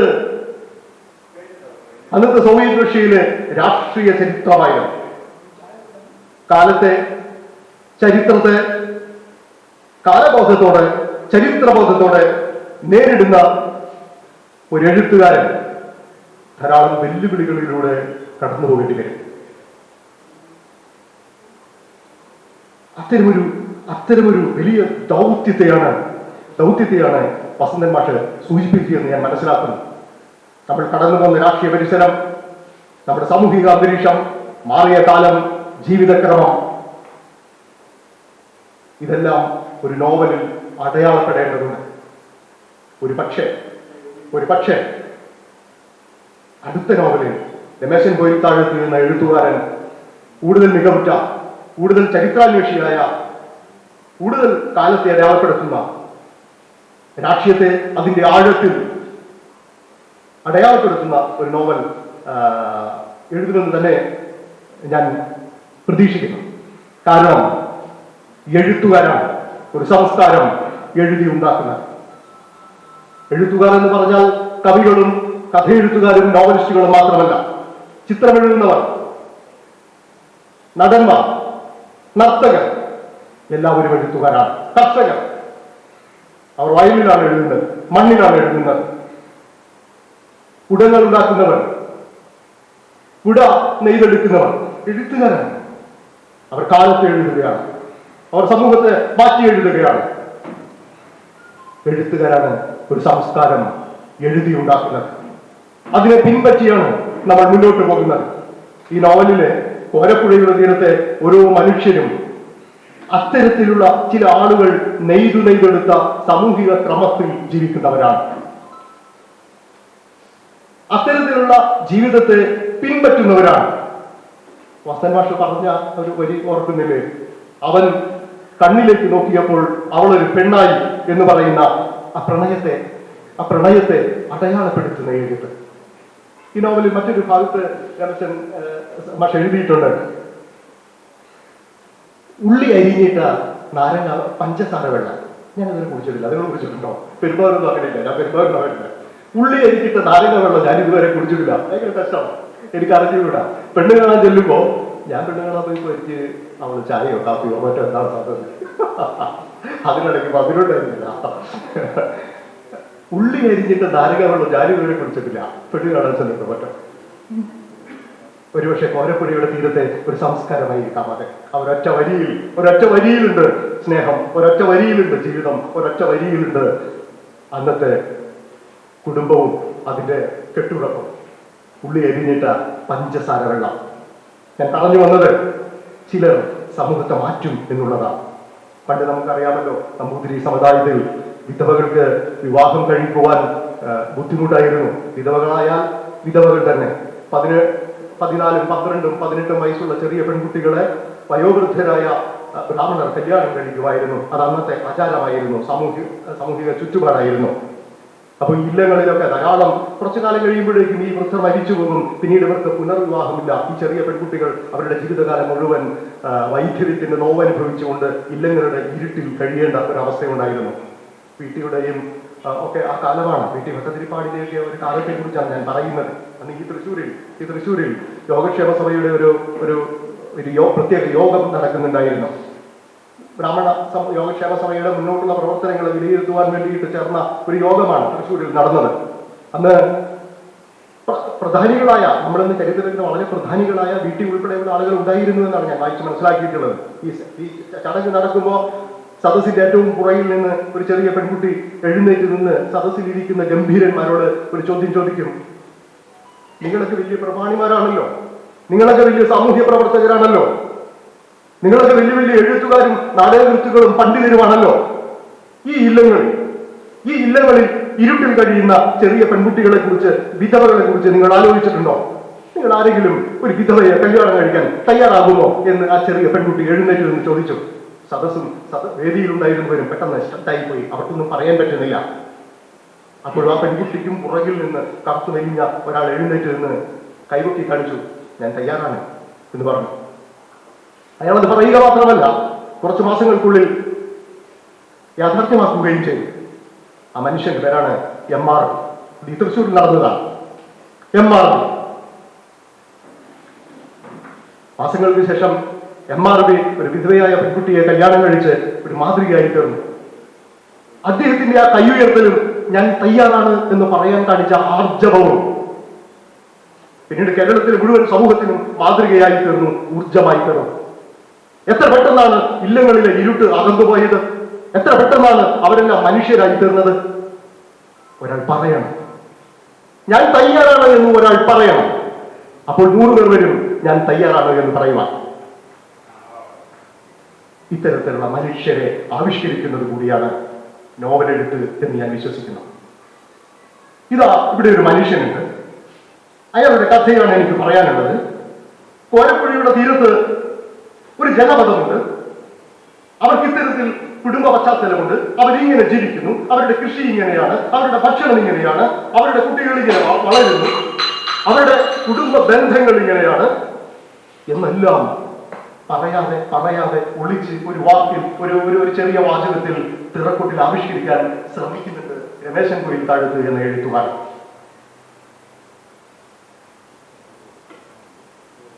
മനുഷ്യരുടെ ജീവിതമാണ് നോവൽ. മനുഷ്യരും പ്രാണിലോകവും അവർ ജീവിച്ച പുഴക്കരയും അവർ കുടിച്ച വെള്ളവും അവർ ശ്വസിച്ച വായുവും ആകാശവും മണ്ണും എല്ലാം ഒരു നോവലിൽ കലർന്നു വരികയാണല്ലോ. അങ്ങനെയാണല്ലോ ഒരു നോവൽ എഴുത്തായി മാറുന്നത്. അത്തരത്തിലുള്ള ഒരു എഴുത്താണ് തിറക്കൊട്ട് എന്ന നോവൽ. ഞാൻ നോവലിന്റെ കഥ പറയുന്നില്ല. ആദ്യം പറഞ്ഞതുപോലെ അത് അങ്ങനെ കഥ പറഞ്ഞ് തീർക്കേണ്ട ഒന്നല്ല, മറിച്ച് ഇത് ചരിത്രത്തെ വഹിക്കുകയാണ്, കാലത്തെ വഹിക്കുകയാണ്. ഈ നോവലിലേക്ക് ഞാൻ നിങ്ങളെ സ്വാഗതം ചെയ്യുകയാണ്. ഇതാ ഒരു പുസ്തകം. കോരപ്പുഴയുടെ തീരത്തെ മനുഷ്യരെ അറിയാൻ ഇതാ ഒരു പുസ്തകം. നിങ്ങളിത് വായിക്കൂ എന്ന് മാത്രമാണ് ഞാൻ പറയുന്നത്. വസന്തൻ മാഷിന്റെ പ്രസംഗത്തിന് ശേഷം ഞാൻ ഈ പുസ്തകം പരിചയപ്പെടുത്തുക എന്ന് പറഞ്ഞാൽ ഇത്ര വലിയ അബദ്ധമില്ല. പണ്ട് വസന്തൻ മാഷ് പെരുമ്പാവൂർ ഒരു പ്രസംഗം കഴിഞ്ഞിട്ട് ഇങ്ങനെ നടന്നു പോകുമ്പോ ഞാനിങ്ങനെ വല്ലാത്തൊരു ഇതായി നിന്നു പോയിട്ടുണ്ട്. അത്ര ഗംഭീരമായിരുന്നു, അത്ര പ്രൗഢമായിരുന്നു ആ പ്രഭാഷണം. പ്രസംഗം കേൾക്കാൻ പോയ ഞാനല്ല പ്രസംഗം കേട്ടിട്ട് തിരിച്ചു വന്നത്, ഞാൻ വേറൊരാളായി മാറി. അപ്പൊ അങ്ങനെയുള്ള വസന്ത് മാഷ് ഇരിക്കുമ്പോൾ അത്തരത്തിലുള്ള സാഹസം നല്ലതല്ല, ശരിയാവില്ല. അതുകൊണ്ട് ഞാൻ നിങ്ങളെ ഈ പുസ്തകത്തിന്റെ മനോഹാരിതയിലേക്ക് വീണ്ടും ക്ഷണിക്കുന്നു. തിറക്കൊട്ട് വായിക്കുക. രമേശൻ പൊയിൽത്താഴത്ത് ഇനിയും മികച്ച നോവലുകൾ എഴുതുമെന്ന് തന്നെ ഞാൻ പ്രതീക്ഷിക്കുന്നു. കൂടുതൽ മനോഹരമായ ഭാഷയിൽ കൂടുതൽ ആളുകളുടെ ജീവിതം വ്യക്തമാക്കുന്ന നോവൽ എഴുതുമെന്ന് കരുതുന്നു. നിർത്തട്ടെ. എഴുത്തുകാരനെ എല്ലാവർക്കും എല്ലാവിധ ആശംസകളും. എല്ലാവർക്കും നന്ദി, നമസ്കാരം. Thank you sir. ആശംസകൾ അർപ്പിക്കുന്നവരായി പുരോഗമന കലാസാഹിത്യ സംഘം പ്രവർത്തകനും അധ്യാപകനും എഴുത്തുകാരന്റെ നാട്ടുകാരനുമായ ശ്രീ അനിൽ മാസ്റ്ററെ സ്നേഹത്തോടെ ക്ഷണിക്കുന്നു. വളരെ വിശദമായി തന്നെ എനിക്ക് മുമ്പ് സംസാരിച്ച 4 പേർ, അധ്യക്ഷൻ ശ്രീ ഇ ടി നീലകണ്ഠൻ മൂസ്, അതുപോലെ വസന്തൻ മാസ്റ്റർ, ശ്രീ രാജൻ, പുസ്തകം പരിചയപ്പെടുത്തിയ മനോജ് വങ്ങോല, ഈ ആളുകൾ മുഴുവനും പുസ്തകത്തെ ആദ്യം പറഞ്ഞ ആളുകൾ, ഇപ്പോൾ അധ്യക്ഷൻ പറഞ്ഞത് എനിക്കിതിനെക്കുറിച്ച് അറിയില്ല, പക്ഷെ പ്രസംഗം കേട്ട ഞങ്ങളെ സംബന്ധിച്ചിടത്തോളം അദ്ദേഹം അത് കൃത്യമായി തന്നെ മനസ്സിലാക്കിയെന്നാണ് ഞാൻ കരുതുന്നത്. അപ്പൊ ഈ 4 ആളുകളും സവിസ്തരം ഇതിനെക്കുറിച്ച് പഠന ശ്രദ്ധിക്കും. നോവലിൻ്റെ ഒരു ഭാഷ എന്താണെന്നും അതിൻ്റെ ഭൂമിക എന്താണെന്നും അത് പ്രക്ഷേപിക്കാൻ ശ്രമിക്കുന്ന ആശയപരിസരം എന്താണെന്നും ഒക്കെ വിശദമായി തന്നെ ഇവിടെ വിശദീകരിക്കപ്പെട്ടിട്ടുണ്ട്. തുടർന്ന് അത്തരം ഒരു ഇതിനകത്ത് ഞാൻ കടക്കുന്നതിൽ ആശംസയാണ് എൻ്റെ ചുമതല. ഞാൻ കോരപ്പുഴയുടെ തീരത്തു നിന്ന് വരുന്ന ഒരാളാണ്. പുഴ എൻ്റെ ജീവിതവുമായി അത്രയേറെ ബന്ധമുള്ള ബന്ധപ്പെട്ട ഒന്നായി ഇരുന്ന് ഒരുപക്ഷെ എൻ്റെ ആത്മാവിൻ്റെ ഭാഗമായിരുന്നു പുഴ എന്ന് പറയുന്ന തരത്തിലുള്ള ഒരാൾ കൂടിയാണ് ഞാൻ. രമേശൻ ഇവിടെ ഇരുന്നു കൊണ്ട് ആലോചിച്ചത് എൻ്റെ കൗമാരത്തെയും എൻ്റെ യൗവനത്തിൻ്റെ ആരംഭ ദിശയിലുമുള്ള പുഴത്തീരത്തെ ജീവിതമായിരുന്നു. കാരണം ഒരുപക്ഷെ പുഴയുടെ തീരത്ത് ജീവിക്കാത്ത ഒരാൾക്ക് അതങ്ങനെ അനുഭവിക്കാനാവുമെന്ന് എനിക്ക് ചിന്തിക്കാനാവുന്നില്ല. പുഴ നമുക്ക് നൽകുന്ന അനുഭവം, പുഴ നമുക്ക് നൽകുന്ന ജീവിത പരിസരം എന്ന് പറയുന്നത് അത്രമേൽ ഹൃദ്യമാണ്. ഒരു രാത്രിയിലെ നിങ്ങളൊരു പക്ഷേ ഈ ശുദ്ധജല ഉള്ള പുഴ അല്ല കേട്ടോ, നല്ല ഓരെന്ന് പറയുന്നത് നല്ല ഉപ്പുവെള്ളം, ഓരെന്നുള്ള ഭാഷ ചിലപ്പോൾ എല്ലാ ആളുകൾക്ക് മനസ്സിലായിക്കൊള്ളുന്നില്ല. നല്ല കട്ടി ഉപ്പുള്ള വെള്ളം, അതായത് അഴിമുഖത്തോട് ചേർന്ന് കിടക്കുന്ന പുഴയാണ്. ഈ പുഴയുടെ രാത്രിയിലെ ഒരു അഭൗമമായിരിക്കുന്ന ഒരു തരം നമ്മളെ ആകെ വിസ്മയിപ്പിക്കുന്ന ഒരു കാഴ്ചയുണ്ട്. ആ കാഴ്ച എന്ന് പറയുന്നത് പുഴയിൽ ഓളങ്ങൾ ഉണ്ടാകുമ്പോൾ വെള്ളി അരഞ്ഞാൻ പോലെ പുഴ നിറയും. വെള്ളി വെളിച്ചമാണ് പുഴ നിറയെ. ഇരുട്ടുള്ള രാത്രിയിൽ ഓളം ഇങ്ങനെ ഉണ്ടാകുന്ന സമയത്ത് പുഴ നിറയെ വെള്ളി കൊണ്ട് നിറയും. അത്തരമൊരു കാഴ്ച എന്ന് പറയുന്നത് അത് കണ്ട ഒരാൾക്കല്ലാതെ, അത് കണ്ട് ജീവിതത്തോട് ഹൃദയത്തോട് ചേർത്ത ഒരാൾക്കല്ലാതെ, ഇപ്പൊ ഞാൻ പറഞ്ഞു നിർഭാഗ്യവശാൽ എനിക്ക് ഈ പുസ്തകം വായിക്കാൻ പറ്റിയിട്ടില്ല, ഇവിടുന്നാണ് ഞാൻ കണ്ടത്. ഒരുപക്ഷെ അങ്ങനെയുള്ള ഒരാൾക്ക് മാത്രമേ ഒരുപക്ഷെ ഇത് പറഞ്ഞ കേട്ട സ്ഥിതിക്ക് ഇതിന്റെ ഉള്ളിലേക്ക് കടക്കാനാവൂ എന്നൊരു സംശയം എനിക്ക് വരികയും തീർച്ചയായും ഞാൻ അവസാനിപ്പിക്കുകയാണ്. മാഷ് പറഞ്ഞ വളരെ പ്രശസ്തമായ ഒരു കാര്യമുണ്ട്, മലയാളി ചരിത്ര സൂക്ഷിപ്പിച്ച കാര്യത്തിൽ അങ്ങേറ്റ ഉദാസീനനാണെന്നുള്ള കാര്യം. ഞങ്ങൾ ഈ അടുത്ത് ഞങ്ങളുടെ നാട്ടിലെ സാഹിത്യ കലാ പാരമ്പര്യത്തെക്കുറിച്ചുള്ള ഒരു സംഭാഷണത്തിൻ്റെ ഇടയിൽ ഉണ്ടായ ഒന്ന് രണ്ട് കാര്യങ്ങൾ കൊണ്ട് സൂചിപ്പിച്ചുകൊണ്ട് അവസാനിപ്പിക്കുകയാണ്.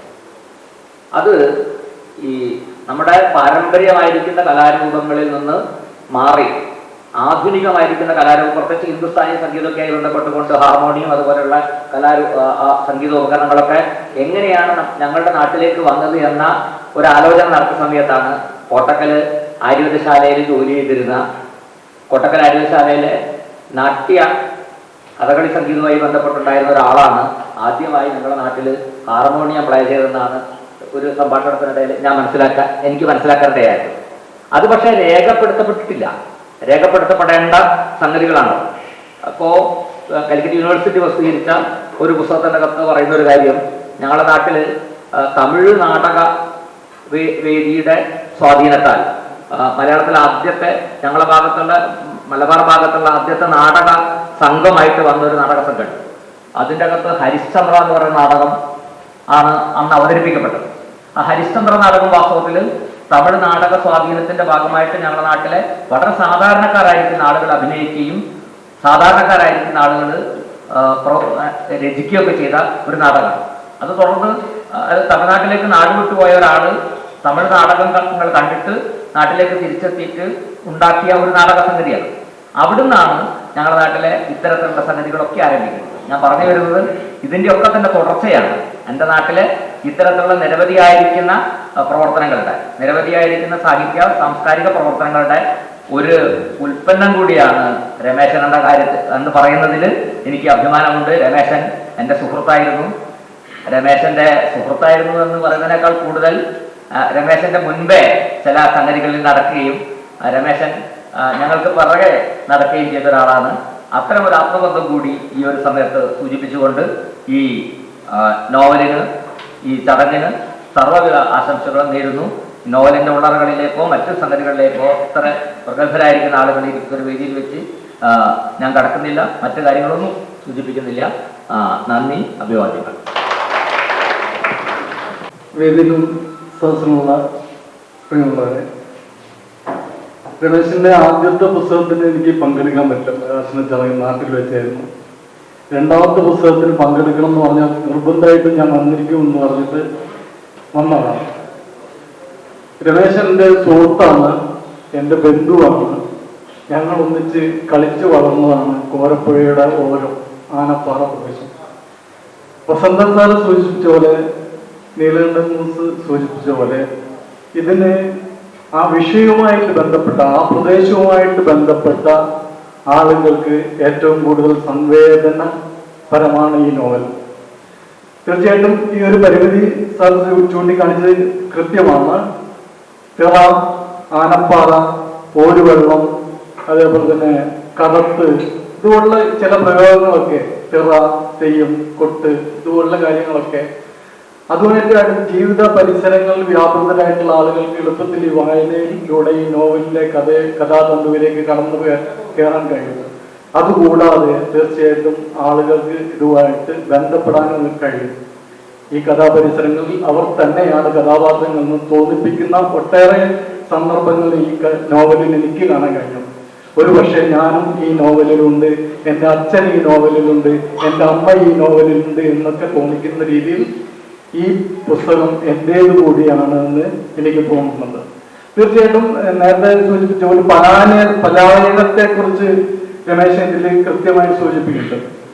നമ്മുടെ പറമ്പുകളിൽ, നമ്മുടെ പുഴയോരങ്ങളിൽ, നമ്മളുടെ പട്ടണങ്ങളിൽ നിന്നൊക്കെ യുവത്വം പലായനം ചെയ്യപ്പെട്ടുകൊണ്ടിരിക്കുന്ന ഒരു കാലഘട്ടത്തിലാണ് നമ്മൾ ജീവിച്ചുകൊണ്ടിരിക്കുന്നത്. അന്നും ഈ തരത്തിൽ പലായനം ചെയ്യപ്പെട്ട ഒട്ടേറെ ആളുകൾ ഉണ്ടായിരുന്നു. എനിക്ക് രമേശനെ പലായനം ചെയ്യപ്പെട്ട ഒരു വ്യക്തിയായിട്ട് തോന്നുന്നു. ഇപ്പോൾ സോഷ്യൽ മീഡിയയിലൂടെയാണ് ഞാൻ കുറെ കാലത്തിന് ശേഷം രമേശനെ ഒരു എഴുത്തുകാരൻ എന്നുള്ള നിലയ്ക്ക് പരിചയപ്പെടുന്നത്. ഞാൻ കുറെ വർഷങ്ങളോളം രമേശനെ എനിക്കറിയില്ലായിരുന്നു. രമേശൻ ആനപ്പാറയിൽ നിന്ന്, കോരപ്പുഴയിൽ നിന്ന് പലായനം ചെയ്യപ്പെട്ടു പോയി. ആ തിരിച്ചു വരെ സോഷ്യൽ മീഡിയയിലൂടെ, അവന്റെ എഴുത്തുകളിലൂടെ, അങ്ങനെ ആണ് തീർച്ചയായിട്ടും ഞാൻ രമേശനെ കൂടുതൽ അടുക്കുന്നത്. വീണ്ടും ഞങ്ങളുടെ ഒരു വ്യക്തിബന്ധം, കുടുംബബന്ധം പോലും, ആത്മബന്ധം പോലും കൂടുതൽ ഗൂഢമായിട്ട് മാറിയിട്ടുള്ളത് ആ സോഷ്യൽ മീഡിയയുടെ കടന്നു വരികയാണ്. ബാല്യങ്ങളെ ചേർത്ത് പിടിക്കുക, അവർ ഉദയാസ്തമനങ്ങളെ നിർണയിക്കട്ടെ. തീർച്ചയായിട്ടും നമ്മളുടെ കുട്ടികളെ, നമ്മുടെ യുവാക്കളെ നമ്മൾ കൂടുതൽ മാറോടണയ്ക്കണം എന്നുള്ളൊരു സന്ദേശം ഈ പുസ്തകത്തിലുണ്ട്. നമ്മളുടെ കുട്ടികളിൽ നിന്ന് അകന്നു പോകുന്നോ, അല്ലെങ്കിൽ നമ്മളുടെ കുട്ടികളിൽ നമ്മളിൽ നിന്ന് അകന്നു പോകുന്നോ എന്നുള്ള കുറെ ഈ സ്ഫുലിംഗങ്ങൾ ഇതിൽ കുറെ ഇടത്തായിട്ട് ഈ നോവലിൽ കാണുന്നുണ്ട്. പിന്നെ ഓടിപ്പോയവരെല്ലാം തോറ്റുപോയവരല്ല, ജീവിത പരിസരങ്ങളിൽ നിന്ന് ഓടിപ്പോയവരെല്ലാം തോറ്റുപോയവരല്ല, അവർ വിജയം നേടാൻ വേണ്ടിയിട്ട് ഓടിപ്പോയിട്ടുള്ളവരാണ്. ഒരിക്കൽ അവർ തിരിച്ചു വരും എന്ന് പറയുന്നുണ്ട്. പിന്നെ വസന്ത സാർ സൂചിപ്പിച്ചു തന്നെ ചരിത്രം അതിന് ഉന്നത ശ്രേണികളിൽ നിന്ന് വിരാജിക്കുന്നവരുടെ മാത്രമാണ് ചരിത്രം. പലപ്പോഴും എഴുതി വെക്കപ്പെട്ട ചരിത്രങ്ങൾ പലപ്പോഴും അതിന്റെ ആക്സസ് ഉള്ള ആളുകളുടേത് മാത്രമാണ് ചരിത്രം. ഇതേപോലെ ഈ നോവലിൽ നേരത്തെ വസന്ത സാർ പേരെടുത്ത് വായിച്ചിട്ടുള്ള ഒട്ടേറെ കഥാപാത്രങ്ങൾ അവരൊന്നും ചരിത്രത്തിൽ ഉള്ളവരല്ല, പക്ഷേ അവര് ചരിത്രത്തെ നിർണയിച്ചവരാണ്. കോരപ്പുഴയുടെ, ആനപ്പാറയുടെ, കൊങ്ങന്നൂരിന്റെ, അത്തോളിന്റെ ഒക്കെ ജീവിതത്തിന്റെ പരിസരങ്ങളെ ചരിത്രപരമായിട്ട് നിർമ്മാണം നടത്തിയിട്ടുള്ള ആളുകളാണ്. പിന്നെ ഇതിൽ ജീവിച്ചവരൊന്നും ലളിതമായ ജീവിതം നയിച്ചവരല്ല. അതും രമേശത്തിൽ പറയുന്നുണ്ട്. ജീവിതം ലളിതമല്ല, ഒട്ടേറെ സംഘർഷഭരിതമായിരുന്നു അക്കാലത്തെ ജീവിതം. ആ ജീവിതത്തിൽ നിന്ന് നേടിയിട്ടുള്ള വിജയങ്ങളാണ് ഈ നോവലിന്റെ അന്ത്യത്തിൽ രമേശൻ എടുത്തു കാട്ടുന്നത്. ഒട്ടേറെ സംഘർഷം, ഞാൻ ഇതിൽ പുഷ്പരാജൻ എന്ന കഥാപാത്രത്തെ പറ്റി പറയുന്നുണ്ട്. സംഘർഷമാണ് ആ കഥാപാത്രത്തെ ഹോണ്ട് ചെയ്തുകൊണ്ടിരിക്കുന്നത്, മാനസിക സംഘർഷം.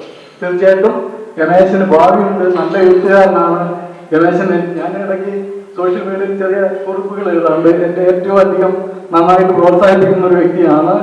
തീർച്ചയായിട്ടും സാറിനെ പോലെ, നീലകണ്ഠൻ സാറിനെ പോലെ ഈ ജോലിക്കിടയിൽ, ജോലി തിരക്കിനിടയിൽ, ഞാൻ സർക്കാർ സർവീസിലുള്ള ആളായതുകൊണ്ട് പറയാണ്, ജോലി ഒരു വലിയ പ്രതിബന്ധമാണ് എഴുത്തിന്. തീർച്ചയായിട്ടും സാറിനെ പോലുള്ള ഒരു ദയാവായ്പ് തീർച്ചയായിട്ടും രമേശന് കൂടുതൽ നല്ല നോവലുകൾ എഴുതാൻ, സാഹിത്യ മണ്ഡലത്തിൽ നല്ലൊരു വ്യക്തിത്വം ചാർത്തപ്പെടാൻ രമേശന് കഴിയും. അതിന് കഴിയണം. അതിനു വേണ്ടിയിട്ടുള്ള ശ്രമങ്ങൾ രമേശൻ തുടരണം എന്ന് മാത്രം ആശംസിച്ചുകൊണ്ട് എല്ലാ നന്മകളും നേർന്നുകൊണ്ട് നിർത്തുന്നു. നന്ദി, നമസ്കാരം. Thank you sir. എഴുത്തുകാരുടെ നിറസാന്നിധ്യം കൊണ്ട് അനുഗ്രഹീതമാണ് ഇവിടെ. ആശംസകൾ അർപ്പിച്ച് സംസാരിക്കുന്നതിനായി ശ്രീമതി യശോദ ശ്രീധരനെ സ്നേഹത്തോടെ ക്ഷണിക്കുന്നു. വേദിയിലിരിക്കുന്ന ഡോക്ടർ ശ്രീകണ്ഠമൂർ സാറിന്, പിന്നെ ഇവരുടെ ഒക്കെ കൂടെ എനിക്ക് വേദി പങ്കിടാൻ സാധിച്ചതിൽ വളരെയധികം നന്ദി പറയുന്നു എല്ലാവരോടും. പിന്നെ ഞാൻ ആശംസകൾ പറയാനാണ് ഇവിടെ വന്നത്. ഞാൻ എന്ത് എഴുതണം എന്ന് വിചാരിച്ചത് രമേശ് എഴുതി. ഞാൻ എന്ത് പറയണമെന്ന് വിചാരിച്ചപ്പോൾ ശേഖരൻ സാർ പറഞ്ഞു. അപ്പോൾ ഇനി ഞാനെന്താ പറയേണ്ടത്, എനിക്കും ഇത് വായിച്ച് ഇത് 2-3 പ്രാവശ്യം ഞാൻ വായിച്ചിട്ടുണ്ട്. വായിച്ചപ്പോഴൊക്കെ എനിക്ക് തോന്നും പിന്നെയും വായിക്കണമെന്ന്. ചില അവസരങ്ങളിൽ ഈ എല്ലാ സംഭവങ്ങളും എനിക്ക് തോന്നും ഞാൻ നടന്നു വന്ന വഴികളാണ്, ഞാൻ കണ്ട വഴികളാണ്. അവിടെയൊക്കെ ഞാൻ വെറും ഒരു സ്കൂൾ വെക്കേഷൻ ടൈമിൽ മാത്രമേ ഞാൻ പോയിട്ടുള്ളൂ. എങ്കിലും അവിടെ കാണുന്ന കാഴ്ചകളൊക്കെ ഉണ്ടല്ലോ, ഒരു ജനതയുടെ അതിജീവിതം, അവരുടെ പലായനം. അത് പലായനത്തെ കുറിച്ച് എനിക്കറിയില്ല, അത് രമേശിനെ കൂടെ ഞാൻ അറിയുന്നത്. പക്ഷെ അവിടെ കാവ്, കടവ്, നമ്മുടെ ആനപ്പാറ, ഇതൊക്കെ വളരെ കൗതുകത്തോടുകൂടെ ചെറുപ്പത്തിൽ ഞാൻ എൻ്റെ ബാല്യകാലത്ത് ഞാൻ നോക്കിക്കണ്ട ആളാണ്. പിന്നെ ഈ എഴുത്തിനെ കുറിച്ച് എല്ലാവരും പറഞ്ഞു. എന്നാലും ഇന്ന് ആ കോരപ്പുഴ നമുക്ക് ഈ എഴുത്തിലെഴുതിയതൊന്നും കാണാൻ പറ്റില്ല കേട്ടോ. പുഷ്പരാജിന്റെ വാക്കുകൾ കൂടിയാണ് നമുക്ക് അറിയാൻ പറ്റുള്ളൂ. അതാണ് ഈ നോവൽ പറയുന്നത്. പിന്നെ രമേശിന് ഇത് എഴുതാൻ എന്തുകൊണ്ട് തോന്നിയെന്ന് പറഞ്ഞാൽ അത് എനിക്ക് ഊഹിക്കാൻ പറ്റും. കാരണം നമ്മൾ ചെറുപ്പത്തിലെ കണ്ടു മറന്ന, പിന്നെ പ്രത്യേകിച്ച് നമ്മൾ കുറേ ഏറെ വർഷം അന്യനാട്ടിൽ നമ്മൾ ജീവിക്കുകയാണെങ്കിൽ നമ്മൾ ജനിച്ചു വളർന്ന സ്ഥലങ്ങൾ, അവിടെ ജീവിച്ച ആളുകളെ പറ്റി എപ്പോഴും മനസ്സിലൊക്കെ ഒരു വല്ലാത്തൊരു കുറച്ചുകൂടി അറിയാൻ, അല്ലെങ്കിൽ കുറച്ചുകൂടി അവരുടെ അടുത്ത് നിൽക്കാൻ, അവരെപ്പറ്റി അറിയാൻ, ഇത് എപ്പോഴും നമ്മുടെ മനസ്സിലൊരു വല്ലാത്തൊരു ആവേശം ഉണ്ടാകും. ആ ആവേശമായിരിക്കാം തികട്ടി വന്നത് ഈ നോവൽ കൂടെ നമ്മുടെ തിരക്കോട്ടായിട്ട് പറയുന്നത്. ഇത് പലപ്പോഴും ഞാൻ വിചാരിക്കും ഇതിനകത്ത് എന്തൊക്കെയോ ഞാൻ അവനോട് പറഞ്ഞിട്ടുണ്ടോന്ന്. ഇല്ല, ഞാനൊന്നും പറഞ്ഞിട്ടില്ല, അവൻ തന്നെ എഴുതിയതാണ്.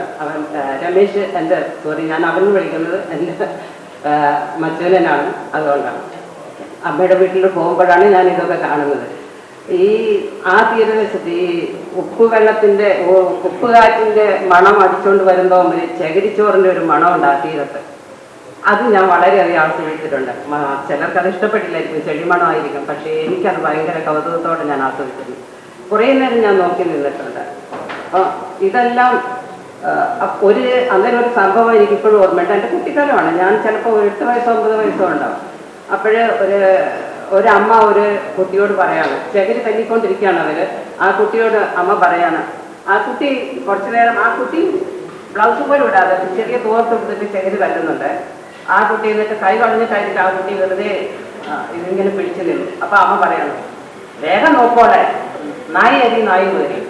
അപ്പൊ എന്താ പറഞ്ഞതിന്റെ അർത്ഥം എന്ന് വെച്ചാല്, മോളെ ഒന്ന് വേഗം നോക്ക്, നമുക്ക് ഇന്ന് നാഴി മുതിരയും വാങ്ങേണ്ടതാണ്. അത് മാത്രമാണ് അവരുടെ ലക്ഷ്യം. ഓരോ ദിവസത്തെ ലക്ഷ്യം അത് മാത്രമാണെന്ന് അപ്പോഴാണ് എനിക്ക് മനസ്സിലാവുന്നത്. അപ്പം അതൊക്കെയാണ് ഇതിനകത്ത് ചെറുതായിട്ട് രമേശ് എഴുതിയിട്ടുണ്ടെങ്കിലും വളരെയധികം ഞാൻ പലതും വായിച്ചുകൊണ്ടിരിക്കുമ്പോൾ എനിക്ക് അറിയാവുന്നതായിക്കൊണ്ടായിരിക്കാം വളരെയധികം വികാരപ്രദമായ യാതൊന്നും ഇല്ലെങ്കിൽ പോലും എനിക്ക് കണ്ണുനീര് വന്നിട്ടുണ്ട് പലതും പല പേജുകളും വായിച്ചപ്പോഴേ. പക്ഷെ ഒരു പ്രാവശ്യം വായിച്ചപ്പോൾ എനിക്കും മനസ്സിലായിട്ട് ഞാൻ 2-3 പ്രാവശ്യം അത് വായിച്ച് എത്രത്തോളം വായിക്കുന്നു അത്രത്തോളം അത് മനസ്സിനകത്ത് വല്ലാതെ കടന്നുകൂടുന്ന നോവലാണ്. പിന്നെ ഇതിനകത്ത് ഈ കോരപ്പുഴയെ കുറിച്ച് നമ്മൾ ഈ പറഞ്ഞ പോലെ വടക്കം പാട്ടുകളിൽ അല്ലെങ്കിൽ വാസ്കോഡ ഗാമ വന്ന അതൊക്കെ വായിച്ചറിഞ്ഞിട്ടുണ്ട്. പക്ഷെ അതിനകത്തുള്ള മനുഷ്യരെ പറ്റി അറിയണമെങ്കിൽ നമുക്ക് ഈ നോവൽ തന്നെ വായിക്കണം. അത് പിന്നെ എങ്ങനെയാണെങ്കിൽ വടക്കം പ്രദേശത്തുള്ളതാണല്ലോ ഈ തറ. അതുകൊണ്ട് തന്നെ നമുക്ക് വടക്കോട്ടുള്ളവർക്കൊക്കെ വളരെയധികം കൗതുകം നടത്തുന്നതാണ് തിറ, വെളിച്ചപ്പാട്, പിന്നെ ഈ കാവ്. അതൊന്നും ഇന്നില്ല. കാവുണ്ടെങ്കിലും അതിപ്പോ അതിനകത്ത് നോവലിനകത്ത് തന്നെ പറഞ്ഞിട്ടുണ്ട് അതിപ്പോ ഇന്ന് എങ്ങനെയാണ് വർക്ക് ചെയ്യുന്നത് എന്നുള്ളത്. അപ്പം എല്ലാം അതൊക്കെ വായിക്കാൻ നല്ല രസമുള്ളതാണ്. എനിക്കത് ഇഷ്ടപ്പെട്ട നോവലാണ്. എല്ലാവരും വായിക്കണമെന്ന് ഞാൻ പറയുന്നു. പിന്നെ എല്ലാവർക്കും ഇവിടെ വന്ന് ഇത്രയും നേരം നിന്നതിന് രമേശിന്റെ സൈഡിൽ നിന്ന് തന്നെ ഞാനും നന്ദി പറയുന്നു. പിന്നെ ഈ പൂക്കാത്ത കരിമ്പൻപാടങ്ങളിൽ കൂടെയും അവൻ കോരപ്പുഴ ഓടിക്കുന്നുണ്ട്. കോരപ്പുഴയോടുള്ള സ്നേഹമായിരിക്കാം. എപ്പോൾ നോക്കിയാലും കോരപ്പുഴ ഓടിക്കൊണ്ടേയിരിക്കും രമേശ്. ഇങ്ങനെ എൻ്റെ ഈ പൂക്കാത്ത കരിമ്പൻപാടങ്ങൾ ഏറെ വായിക്കപ്പെട്ടിട്ടുണ്ട്. അതുപോലെ തന്നെ ഈ നോവലും ഏറെ വായിക്കപ്പെടട്ടെ എന്ന് ഞാൻ ആശംസിക്കുന്നു. നിർത്തുന്നു.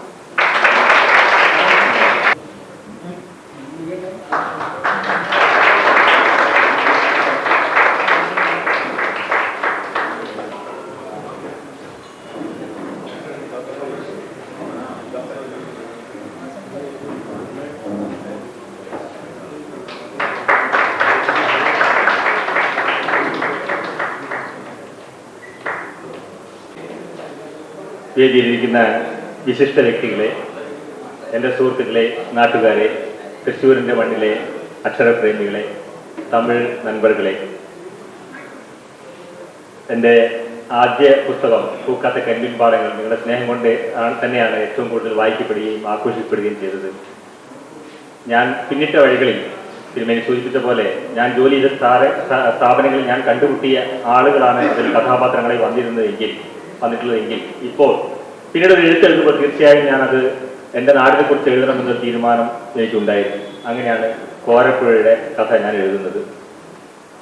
യഥാർത്ഥത്തിൽ ഈ കഥയുടെ ബീജാവാപം സംഭവിക്കുന്നത് എൻ്റെ അച്ഛൻ്റെ മരണശൈലിയിൽ വെച്ചാണ്. അച്ഛൻ മരിക്കുമ്പോൾ, അച്ഛൻ ഒരു അമ്പലത്തിലെ ഒരു പ്രധാന കാര്യക്കാരനായിരുന്നു.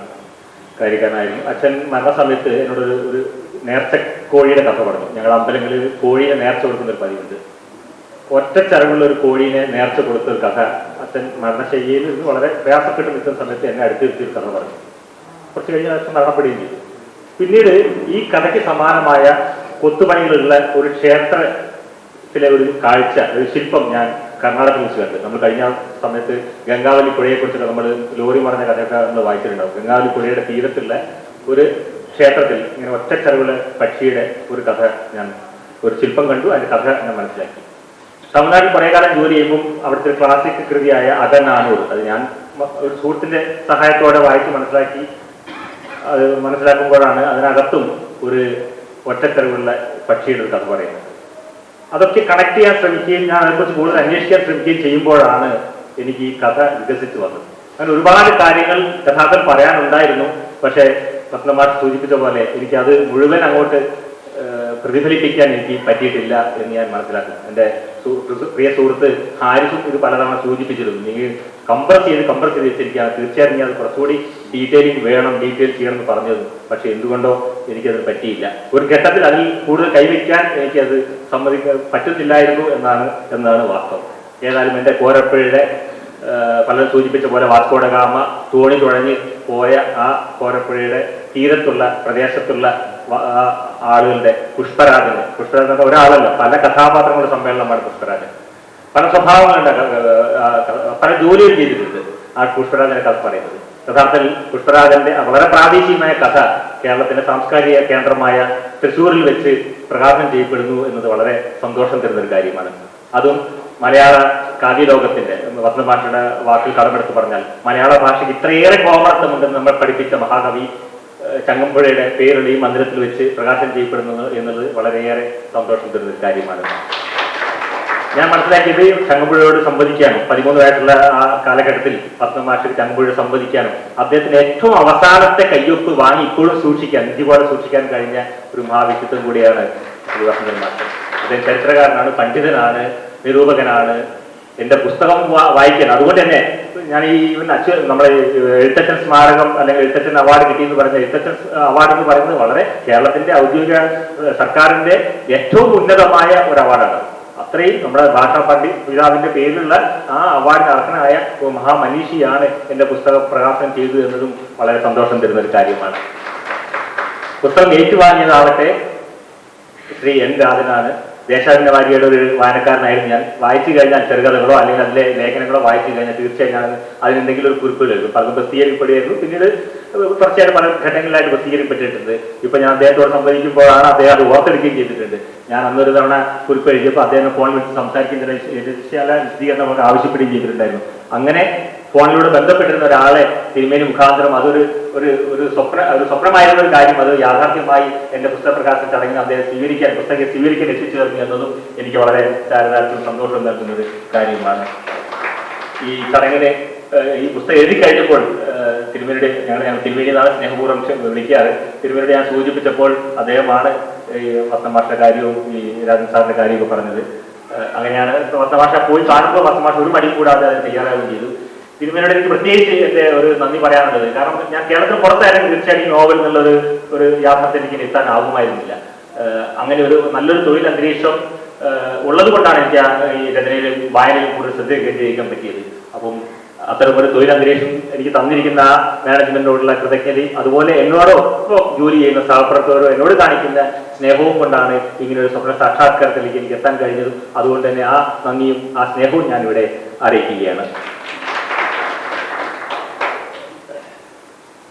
ഈ വസ്ത്രമാഷെക്കുറിച്ച് പറയുമ്പോഴും ഞാൻ ഒരു വാക്ക് പറയാൻ വിട്ടുപോയി. ഈ ആ നോവലിന് കുറച്ചുകൂടി അത് ചേർത്ത് പറഞ്ഞു പോകേണ്ട ഒരു കാര്യമാണ്. കാരണം സാഹിത്യ പഠനം പൂർത്തിയാകുന്നത് ചരിത്ര പഠനത്തിലൂടെയാണ് എന്ന് നമ്മൾ പഠിപ്പിച്ച ഒരാൾ കൂടിയാണ് വസ്ത്രമാഷ്. കാരണം ചരിത്ര പഠനം ഇല്ലാതെ നമ്മുടെ പിന്തലമുറയെക്കുറിച്ചോ നമ്മുടെ സാഹിത്യത്തെക്കുറിച്ചോ മറ്റേത് അറിവും നമുക്ക് നേടാനാവില്ല എന്നുള്ളത് ഒന്ന് ഞാൻ സൂചിപ്പിക്കാൻ ആഗ്രഹിക്കുന്നു. അതുപോലെ രാജൻ സാറിനെ കുറിച്ച് പറയുമ്പോൾ നമ്മൾ വളരെയേറെ ചർച്ച ചെയ്യപ്പെട്ട ഒരു കഥയാണ് ഉദയ ആർട്സ് ആൻഡ് സ്പോർട്സ് ക്ലബ്ബ് എന്ന് പറയുന്നത്. നമ്മുടെ ഓർമ്മകളുടെ മ്യൂസിയം, അതാണ് പി എൻ ഗോപികൃഷ്ണൻ അതിലൊരു കുറിപ്പായിരുന്നത്. ഓർമ്മകളുടെ മ്യൂസിയം സൃഷ്ടിച്ച ഒരു ചെറുകഥാകാരൻ കൂടിയാണ് ശ്രീ എൻ രാജൻ. അവരുടെയൊക്കെ അത് 2 തലമുറയിൽപ്പെട്ട ആളുകളാണ് എൻ്റെ കഥ അല്ലെങ്കിൽ എൻ്റെ നോവൽ ഇപ്പൊ പ്രകാശിപ്പിക്കാൻ എത്തി നിൽക്കുന്നത് എന്നതും വളരെ സ്നേഹത്തോടെ ഞാൻ ഓർക്കുകയാണ്. എൻ്റെ ഒരു സുഹൃത്താണ് മനോജ് വെങ്ങോല. ആ സൗഹൃദത്തിന്റെ ഏറ്റവും വലിയ ഒരു ചൂഷണത്തിന്റെ ഫലമായിട്ടാണ് അദ്ദേഹം ഇപ്പൊ ഈ വേദിയിലിരിക്കുന്നത്. എന്റെ നോവൽ വായിക്കും. അത് ഈ പ്രതിയാണ്. കാരണം അതായത് മൊബൈലൊക്കെ ഞാൻ കൊടുക്കുന്ന പ്രതി വളരെ ക്ഷമയോടെ വായിച്ച് അദ്ദേഹം, കാരണം കയ്യെഴുത്ത് പ്രതി സോറി അല്ലെങ്കിൽ പ്രിന്റഡ് വെർഷൻ ആണെങ്കിൽ കുറച്ചുകൂടി എളുപ്പത്തിൽ വായിക്കാൻ പറ്റും. അത് മൊബൈലിൽ അയച്ചു കൊടുക്കുന്ന പ്രതി വളരെ ക്ഷമയോടെ, അദ്ദേഹത്തിന് ജോലിയുണ്ട്, അദ്ദേഹത്തിന് സാഹിത്യ പ്രവർത്തനമുണ്ട്, അതിൽ നിന്നൊക്കെ സമയം മാറ്റി നിർത്തിക്കൊണ്ട് എന്നെ പോലുള്ള ചെറിയ തുടക്കക്കാരന്റെ നോവൽ വായിച്ച് അതിന് പുസ്തക പരിചയത്തിൽ എത്തിച്ചേരാൻ അദ്ദേഹം കാണിച്ച സൗമനസ്യത്തോടും ഞാൻ എൻ്റെ സ്നേഹം അറിയിക്കട്ടെ. അത് എഴുതി കഴിഞ്ഞപ്പോൾ നോവൽ എഴുതി കഴിഞ്ഞപ്പോൾ NP വിജയകൃഷ്ണൻ സാറിനാണ് ഞാൻ അവതാരിക എഴുതാനായിട്ട് സമീപിച്ചത്. അദ്ദേഹം ഒരു കലാനിരൂപകനാണ്. ഈ തിറയ്ക്കും അങ്ങനെ അതൊരു കലാരൂപമാണ്. അത് ഈ തിറയാട്ടത്തിന്റെയും തിറക്കൊട്ടിന്റെയും വർണ്ണ ദൃശ്യ സമ്മേളനങ്ങളുടെയും ഒരുപാട് വിഷയങ്ങൾ, അതിന് കലാംശം നിറഞ്ഞ ഒരുപാട് കാര്യങ്ങളുണ്ട്. അതുകൊണ്ട് തന്നെ വിജയകൃഷ്ണൻ ആയിരുന്നു എൻ്റെ ഒരു സെലക്ഷൻ. എൻ്റെ നോവലിനെ കുറിച്ച് വായിക്കണം ഞാൻ ആഗ്രഹിച്ചിരുന്നു. അദ്ദേഹം വളരെ സവിസ്തരമായി വായിക്കുകയും നല്ലൊരു അവതാരിക എഴുതി തരികയും അദ്ദേഹത്തിന്റെ അസാന്നിധ്യത്തിലും ഞാൻ അദ്ദേഹത്തോടുള്ള സ്നേഹം ഞാൻ ഇവിടെ അറിയിക്കുകയാണ്. എൻ്റെ ഈ നോവൽ പ്രകാശന ചടങ്ങിൽ നാട്ടിൽ നിന്ന് പലരും എത്തിച്ചേർന്നിട്ടുണ്ട്. അനിൽ മാഷ് എൻ്റെ നാട്ടുകാരനാണ്. എൻ്റെ ഒരുപാട് എൻ്റെ സാമൂഹ്യ വിദ്യാഭ്യാസം ജയിക്കുന്നതിൽ ഒരുപാട് പങ്കുവഹിച്ച വ്യക്തിയാണ് അനിൽ മാഷ്. അതുപോലെ എൻ്റെ KT ശേഖരൻ എന്ന് പറയുന്ന ആള് ഞങ്ങളൊക്കെ പൊതുവായി സംവദിക്കുന്ന ഞങ്ങളുടെ ക്ഷേത്രത്തിൻ്റെ ഒക്കെ കാര്യക്കാരനൊക്കെയാണ്. എൻ്റെ അച്ഛനും അവിടെ പ്രധാനപ്പെട്ട ഒരു വ്യക്തിയായിരുന്നു. ആ അമ്പലവുമായി ബന്ധപ്പെട്ട യശോദച്ചേട്ടൻ എൻ്റെ കുടുംബ സുഹൃത്താണ്. ഇവരൊക്കെ തന്നെ ഇവിടെ എത്തിച്ചേരുകയും എൻ്റെ ചടങ്ങിൽ എത്തിച്ചേർന്ന് ആശംസ അർപ്പിക്കുകയും ചെയ്തിട്ടുണ്ട്. അവരോടുള്ള എൻ്റെ ഹൃദയംഗമമായ സ്നേഹത്തെ ഞാൻ ഇവിടെ രേഖപ്പെടുത്തുകയാണ്. എൻ്റെ പുസ്തകം നിർണ്ണയിക്കാൻ, പുസ്തകം സാക്ഷാത്കാരത്തിൽ എത്തുന്നതിന് പ്രധാനപ്പെട്ട ഒരു ഘട്ടം എന്ന് പറയുന്നത് ഈ പ്രസാധന രംഗമാണ്. പ്രസാധനം എന്നുള്ളത് അത് ഏതാണ്ട് ഒരു വർഷക്കാലത്തോളം ഞാനിങ്ങനെ പ്രകാശനം ചെയ്യാനുള്ള അല്ലെങ്കിൽ പ്രിന്റ് ചെയ്തെടുക്കാനുള്ള പ്രയാസത്തിൽ ഇങ്ങനെ ആലോചിച്ചിരിക്കുമ്പോഴാണ് ശ്രീ ഹാരിസ്, എൻ്റെ സഹപാഠി കൂടി ഹാരിസ്, എനിക്ക് ഈ ഒരു ദൗത്യം ഏറ്റെടുത്തുകൊണ്ട് വളരെ ഭംഗിയായി എനിക്ക് ഈ പുസ്തക പ്രകാശനം എന്ന ഘട്ടത്തിലേക്ക് എത്താൻ എന്നെ സഹായിച്ചത്. അദ്ദേഹം പെരുമ്പാവൂർക്കാരൻ്റെ സ്നേഹത്തിന്റെ വലിയൊരു മൂർത്തിഭാവമായി ഞാൻ മറ്റു സഹപാഠികളൊപ്പം അദ്ദേഹത്തെ അടയാളപ്പെടുത്തുവാൻ ഞാൻ ആഗ്രഹിക്കുകയാണ്. എൻ്റെ കവർ പ്രകാശനത്തിന് ഞാൻ കോരപ്പുഴ ദൃശ്യം വേണമെന്ന് ഒരു ആഗ്രഹം പ്രകടിപ്പിച്ചപ്പോൾ എൻ്റെ ചലച്ചിത്ര പ്രവർത്തകനായ ശ്രീ N ജയപ്രകാശ് സൗഹൃദം, അദ്ദേഹം ഇവിടെ ഉണ്ടായിരുന്നു എന്ന് ഞാൻ ഇപ്പോൾ കാണുന്നില്ല. അദ്ദേഹത്തിന് ഒരു 7 മണിക്ക് ഞാൻ വിളിച്ചു പറഞ്ഞപ്പം അസ്തമയ സമയത്ത് ഒരു പ്രയാസവും വിചാരിക്കാതെ എന്നോടൊപ്പം വന്ന് അസ്തമയ സൂര്യൻ്റെ ഒരു ചിത്രം എടുത്തു തന്ന് എൻ്റെ കവർ ചിത്രത്തിൽ ഉൾപ്പെടുത്താൻ അദ്ദേഹം എന്നെ സഹായിച്ചിട്ടുണ്ട്. അദ്ദേഹത്തോടുള്ള സ്നേഹവും ഞാൻ ഇവിടെ പ്രകാശിപ്പിക്കുകയാണ്. കവർ ഡിസൈൻ ചെയ്ത് തന്നത് RV ക്രിയേഷൻസിന്റെ പ്രിയ സുഹൃത്ത് രഘുവാണ്. അദ്ദേഹത്തോടുള്ള എൻ്റെ സ്നേഹവും ഞാൻ ഇവിടെ അടയാളപ്പെടുത്തുകയാണ്. തോമസ് മേപ്പുള്ളി എന്ന് പറയുന്ന ആൾ എൻ്റെ സ്വാഗതപ്രസംഗം നടത്തിയ ആൾ എൻ്റെ സഹപ്രവർത്തകൻ മാത്രമല്ല, അദ്ദേഹം നല്ലൊരു സാഹിത്യ ആസ്വാദകൻ കൂടിയാണ്. ഞാനിങ്ങനെ നോവൽ എഴുതുന്നു എന്ന് അറിഞ്ഞപ്പോൾ തന്നെ പല ഘട്ടങ്ങളായി എന്തായി എന്തുകൊണ്ടാണ് നടക്കുന്നത് എന്ന് തൃശ്ശൂർ ഭാഷയിൽ എന്നെ ഓർമ്മിപ്പിക്കുകയും എന്നെ പുഷ് ചെയ്യുകയും ചെയ്ത ഒരു വ്യക്തിയാണ്. അദ്ദേഹത്തോടുള്ള സ്നേഹവും ഞാനിവിടെ അറിയിക്കുകയാണ്. ഒരുപാട് പേർ, എൻ്റെ കുടുംബക്കാർ, എൻ്റെ ബന്ധുക്കൾ, എൻ്റെ സഹപ്രവർത്തകർ ഒരുപാട് പേർ ഇവിടെ എത്തിച്ചേർന്നിട്ടുള്ള അവരോടുള്ള എൻ്റെ അഗൈതവുമായ നന്ദിയും ഇവിടെ പ്രകടിപ്പിക്കുകയാണ്. നിങ്ങളുടെ വിമർശനവും നിങ്ങളുടെ സ്നേഹവും നിങ്ങൾ പൂക്കാത്ത കരിമിൻപാടങ്ങൾ വായിച്ചതിനെ ഒരുപാട് പ്രോത്സാഹിപ്പിച്ചിട്ടുണ്ട്. ആ വിമർശനങ്ങളും ആ പ്രോത്സാഹനമാണ് പുതിയൊരു എഴുത്തുമായി നിങ്ങളുടെ മുമ്പിൽ നിൽക്കാനുള്ള എനിക്ക് കരുത്ത്. തീർച്ചയായും തിരക്കോട്ട് നിങ്ങൾ ഓരോരുത്തരും വായിക്കണം. വായിച്ച് തീർച്ചയായും വിമർശനങ്ങളുണ്ടെങ്കിൽ പത്തമാഷ് സൂചിപ്പിച്ചുള്ള പല ഡീറ്റെയിലിംഗില്ല വിസ്താര ഭയം എന്നത് വലിയൊരു വിഷയം തന്നെയാണ്. തീർച്ചയായും അതൊക്കെ പരിഹരിച്ചുകൊണ്ട് നല്ലൊരു എഴുത്തുമായി നിങ്ങളുടെ മുമ്പിൽ ഞാൻ വീണ്ടും വരും എന്ന ഉറപ്പോടെ നിങ്ങൾ കാണിച്ച സ്നേഹത്തിന് എന്നും നന്ദി പറഞ്ഞുകൊണ്ട് ഞാൻ എൻ്റെ വാക്ക് നിർത്തുന്നു. നന്ദി, നമസ്കാരം. സൃഷ്ടിയോളം തന്നെ പ്രാധാന്യമുള്ളതാണ് പ്രസിദ്ധീകരണവും. ഇവിടെ തിറക്കോട്ട് എന്ന നോവൽ നമുക്ക് മുൻപിൽ എത്തിക്കുന്ന ശ്രീ ഹാരിസ്, ഹാസ്റ്റോം പബ്ലിഷേഴ്സ്, എഴുത്തുകാരന്റെ പ്രിയ സുഹൃത്തു കൂടിയാണ്. Shri Ashtavaidyan doctor E.T. നീലകണ്ഠൻ വേദിയിലിരിക്കുന്ന മറ്റ് വിശിഷ്ടാതിഥികൾ, സ്ഥലത്തിലുള്ള എൻ്റെ പ്രിയ സുഹൃത്തുക്കളെ, നമ്മുടെ ചടങ്ങിൻ്റെ ഒരു അവസാന ഘട്ടത്തിലേക്ക് നമ്മൾ എത്തിയിരിക്കുകയാണ്. എവിടെ നന്ദി പ്രകാശിപ്പിക്കുക എന്നുള്ള ഒരു ആവശ്യകതയാണ് ഞാൻ നിറവേറ്റുന്നത്. ആദ്യമായിട്ട് നമ്മുടെ അധ്യക്ഷൻ Vaidyaratnam group of companies MD, തലമുറകളായി ആയുർവേദത്തിന്റെ പ്രചാരകരും ഇന്ന് ഇന്ത്യയിൽ അറിയപ്പെടുന്ന ആയുർവേദത്തിന് ഒരു മറുപേര് എന്ന പേരിൽ നമുക്ക് പറയാവുന്നതുമായ വൈദ്യരത്നം ഗ്രൂപ്പിന്റെ സാരഥിക്ക് ശ്രീ അഷ്ടവൈദ്യൻ ഡോക്ടർ നീലകണ്ഠൻ മൂർ സാറിന് നന്ദി അറിയിച്ചു. അടുത്തതായി വസന്തൻ സാറാണ്. മലയാള ചരിത്ര ഗവേഷകനും അധ്യാപകനും നോവലിസ്റ്റുമാണ് വസന്തൻ സാർ. കാലടി ശ്രീ ശങ്കര കോളേജിൽ സാറുണ്ടായിരുന്ന സമയത്ത് ഞാൻ ഒരു 3 ദിവസം അവിടെ പഠിച്ചിട്ടുണ്ട്. പക്ഷേ അത് കഴിഞ്ഞിട്ട് വേറൊരു കോളേജിലേക്ക് മാറ്റം കിട്ടിയ സമയത്ത് മാറേണ്ടി വന്നു. അത് സംസ്കൃത സർവകലാശാലയിൽ ഉണ്ടായിരുന്ന സമയത്തും എനിക്ക് സാറിനെ ഞാൻ ഫോളോ ചെയ്യാറുണ്ട്. എനിക്കറിയാം സാറിന്. ഉപന്യാസം, നോവൽ, ചെറുകഥ, കേരള ചരിത്രം, വിവർത്തനം, അതുപോലെ ഒരുപാട് മേഖലകളിൽ ഞാൻ പറയാതെ തന്നെ പലർക്കും സാറിന് വ്യക്തമായിട്ട് അറിയാവുന്നതാണ്. അദ്ദേഹത്തിന്റെ മഹനീയ സാന്നിധ്യം എടുത്തു പറയുകയാണ്. മഹനീയ സാന്നിധ്യം തന്നെ ഞങ്ങൾ അദ്ദേഹത്തോട് നന്ദി പറയുന്നു.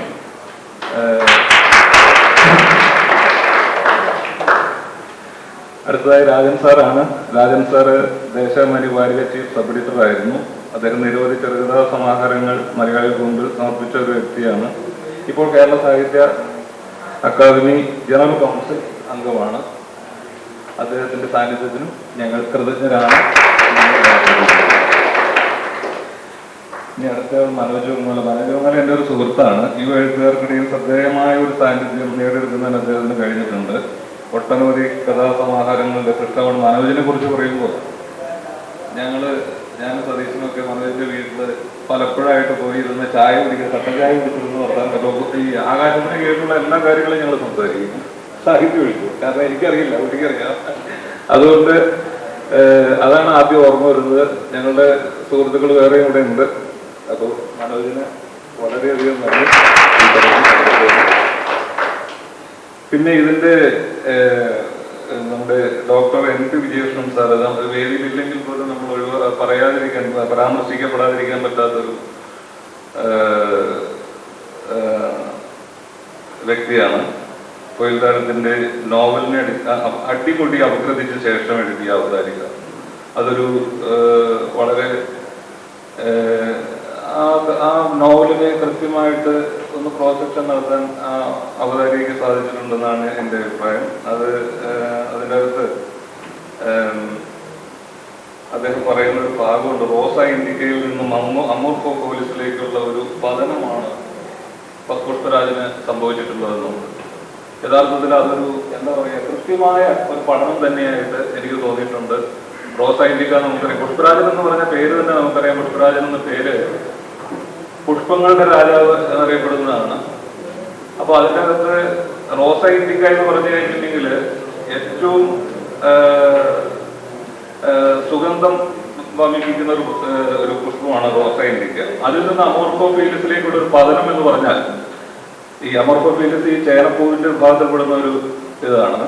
പക്ഷേ ആ ഒരു ഉപമ ആ പരാമർശം വളരെ ഇഷ്ടപ്പെട്ടു. കാരണം പുഷ്പരാജൻ എന്ന് പറയുന്ന വ്യക്തിയെ എത്രത്തോളം കൃത്യമായി അപഗ്രഥിച്ചിരിക്കുന്നു ഡോക്ടർ NP വിജയകൃഷ്ണൻ സാർ എന്ന് നമുക്ക് വ്യക്തമാക്കും ആവുന്നതാണ്. അദ്ദേഹത്തിന്റെ അസാന്നിധ്യത്തിലും അദ്ദേഹത്തിനുള്ള നന്ദി ഞാൻ ഇവിടെ. ശ്രീ അനിൽകുമാർ VK, പുരോഗമന കലാ സാഹിത്യ സംഘത്തിന്റെ ഒരു സജീവ സാന്നിധ്യമായിട്ടുള്ള അനിൽകുമാർ സാറിന് ഞാൻ എൻ്റെ നന്ദി രേഖപ്പെടുത്തിക്കൊള്ളുന്നു. Shri KT Shekhar sir, regional deputy director INPRD Kozhikode, അദ്ദേഹത്തിന് ഞാൻ എൻ്റെ നന്ദി സമർപ്പിച്ചുകൊള്ളുന്നു. യശോദ ചേച്ചിയായിട്ട് ഒരുപാട് ഫോണിൽ സംസാരിച്ചിട്ടുണ്ട്, നമ്മൾ സംസാരിച്ചിട്ടൊക്കെ. പക്ഷെ എന്നിരുന്നാൽ പോലും ആദ്യമായിട്ടാണ് കാണാൻ സാധിക്കുന്നത്. ചേച്ചിയുടെ എഴുത്തുകൾ പലതും ഞാൻ വായിച്ചിട്ടുണ്ട്. ഞങ്ങളുടെ ആ ഒരു ഊഷ്മളമായ ബന്ധത്തിന് രമേശൻ സാർ സാക്ഷിയാണ്. എന്തായാലും ചേച്ചിക്കും ആശംസ അറിയിച്ചു. ചേച്ചി ഇനി നന്ദി പറയുന്നത് രമേശൻ വേൽദാരത്തിനോടാണ്. അദ്ദേഹത്തോടുള്ള നന്ദിയും സ്നേഹവും എല്ലാം എൻ്റെ ഒറ്റ വാക്കിൽ ഞാൻ നിർത്തുന്നില്ല. എങ്കിൽ പോലും അത് ഉള്ളിലും ഇപ്പോഴും നേർന്നുകൊണ്ട് തൽക്കാലത്തേക്ക് ഞാൻ മാത്രമല്ല വേദിച്ചിരിക്കുന്ന സുഹൃത്തുക്കള് ഞങ്ങളുടെ രണ്ടുപേരുടെയും കോമൺ ആയിട്ടുള്ള സുഹൃത്തുക്കൾ ഒരുപാട് പേരുണ്ട്, അല്ലാതെ തന്നെ ക്ഷണിക്കപ്പെട്ട അതിഥികളുണ്ട്. സദസ്സിലിരിക്കുന്ന എല്ലാവർക്കും നന്ദി അറിയിച്ചുകൊണ്ട് നിർത്തട്ടെ.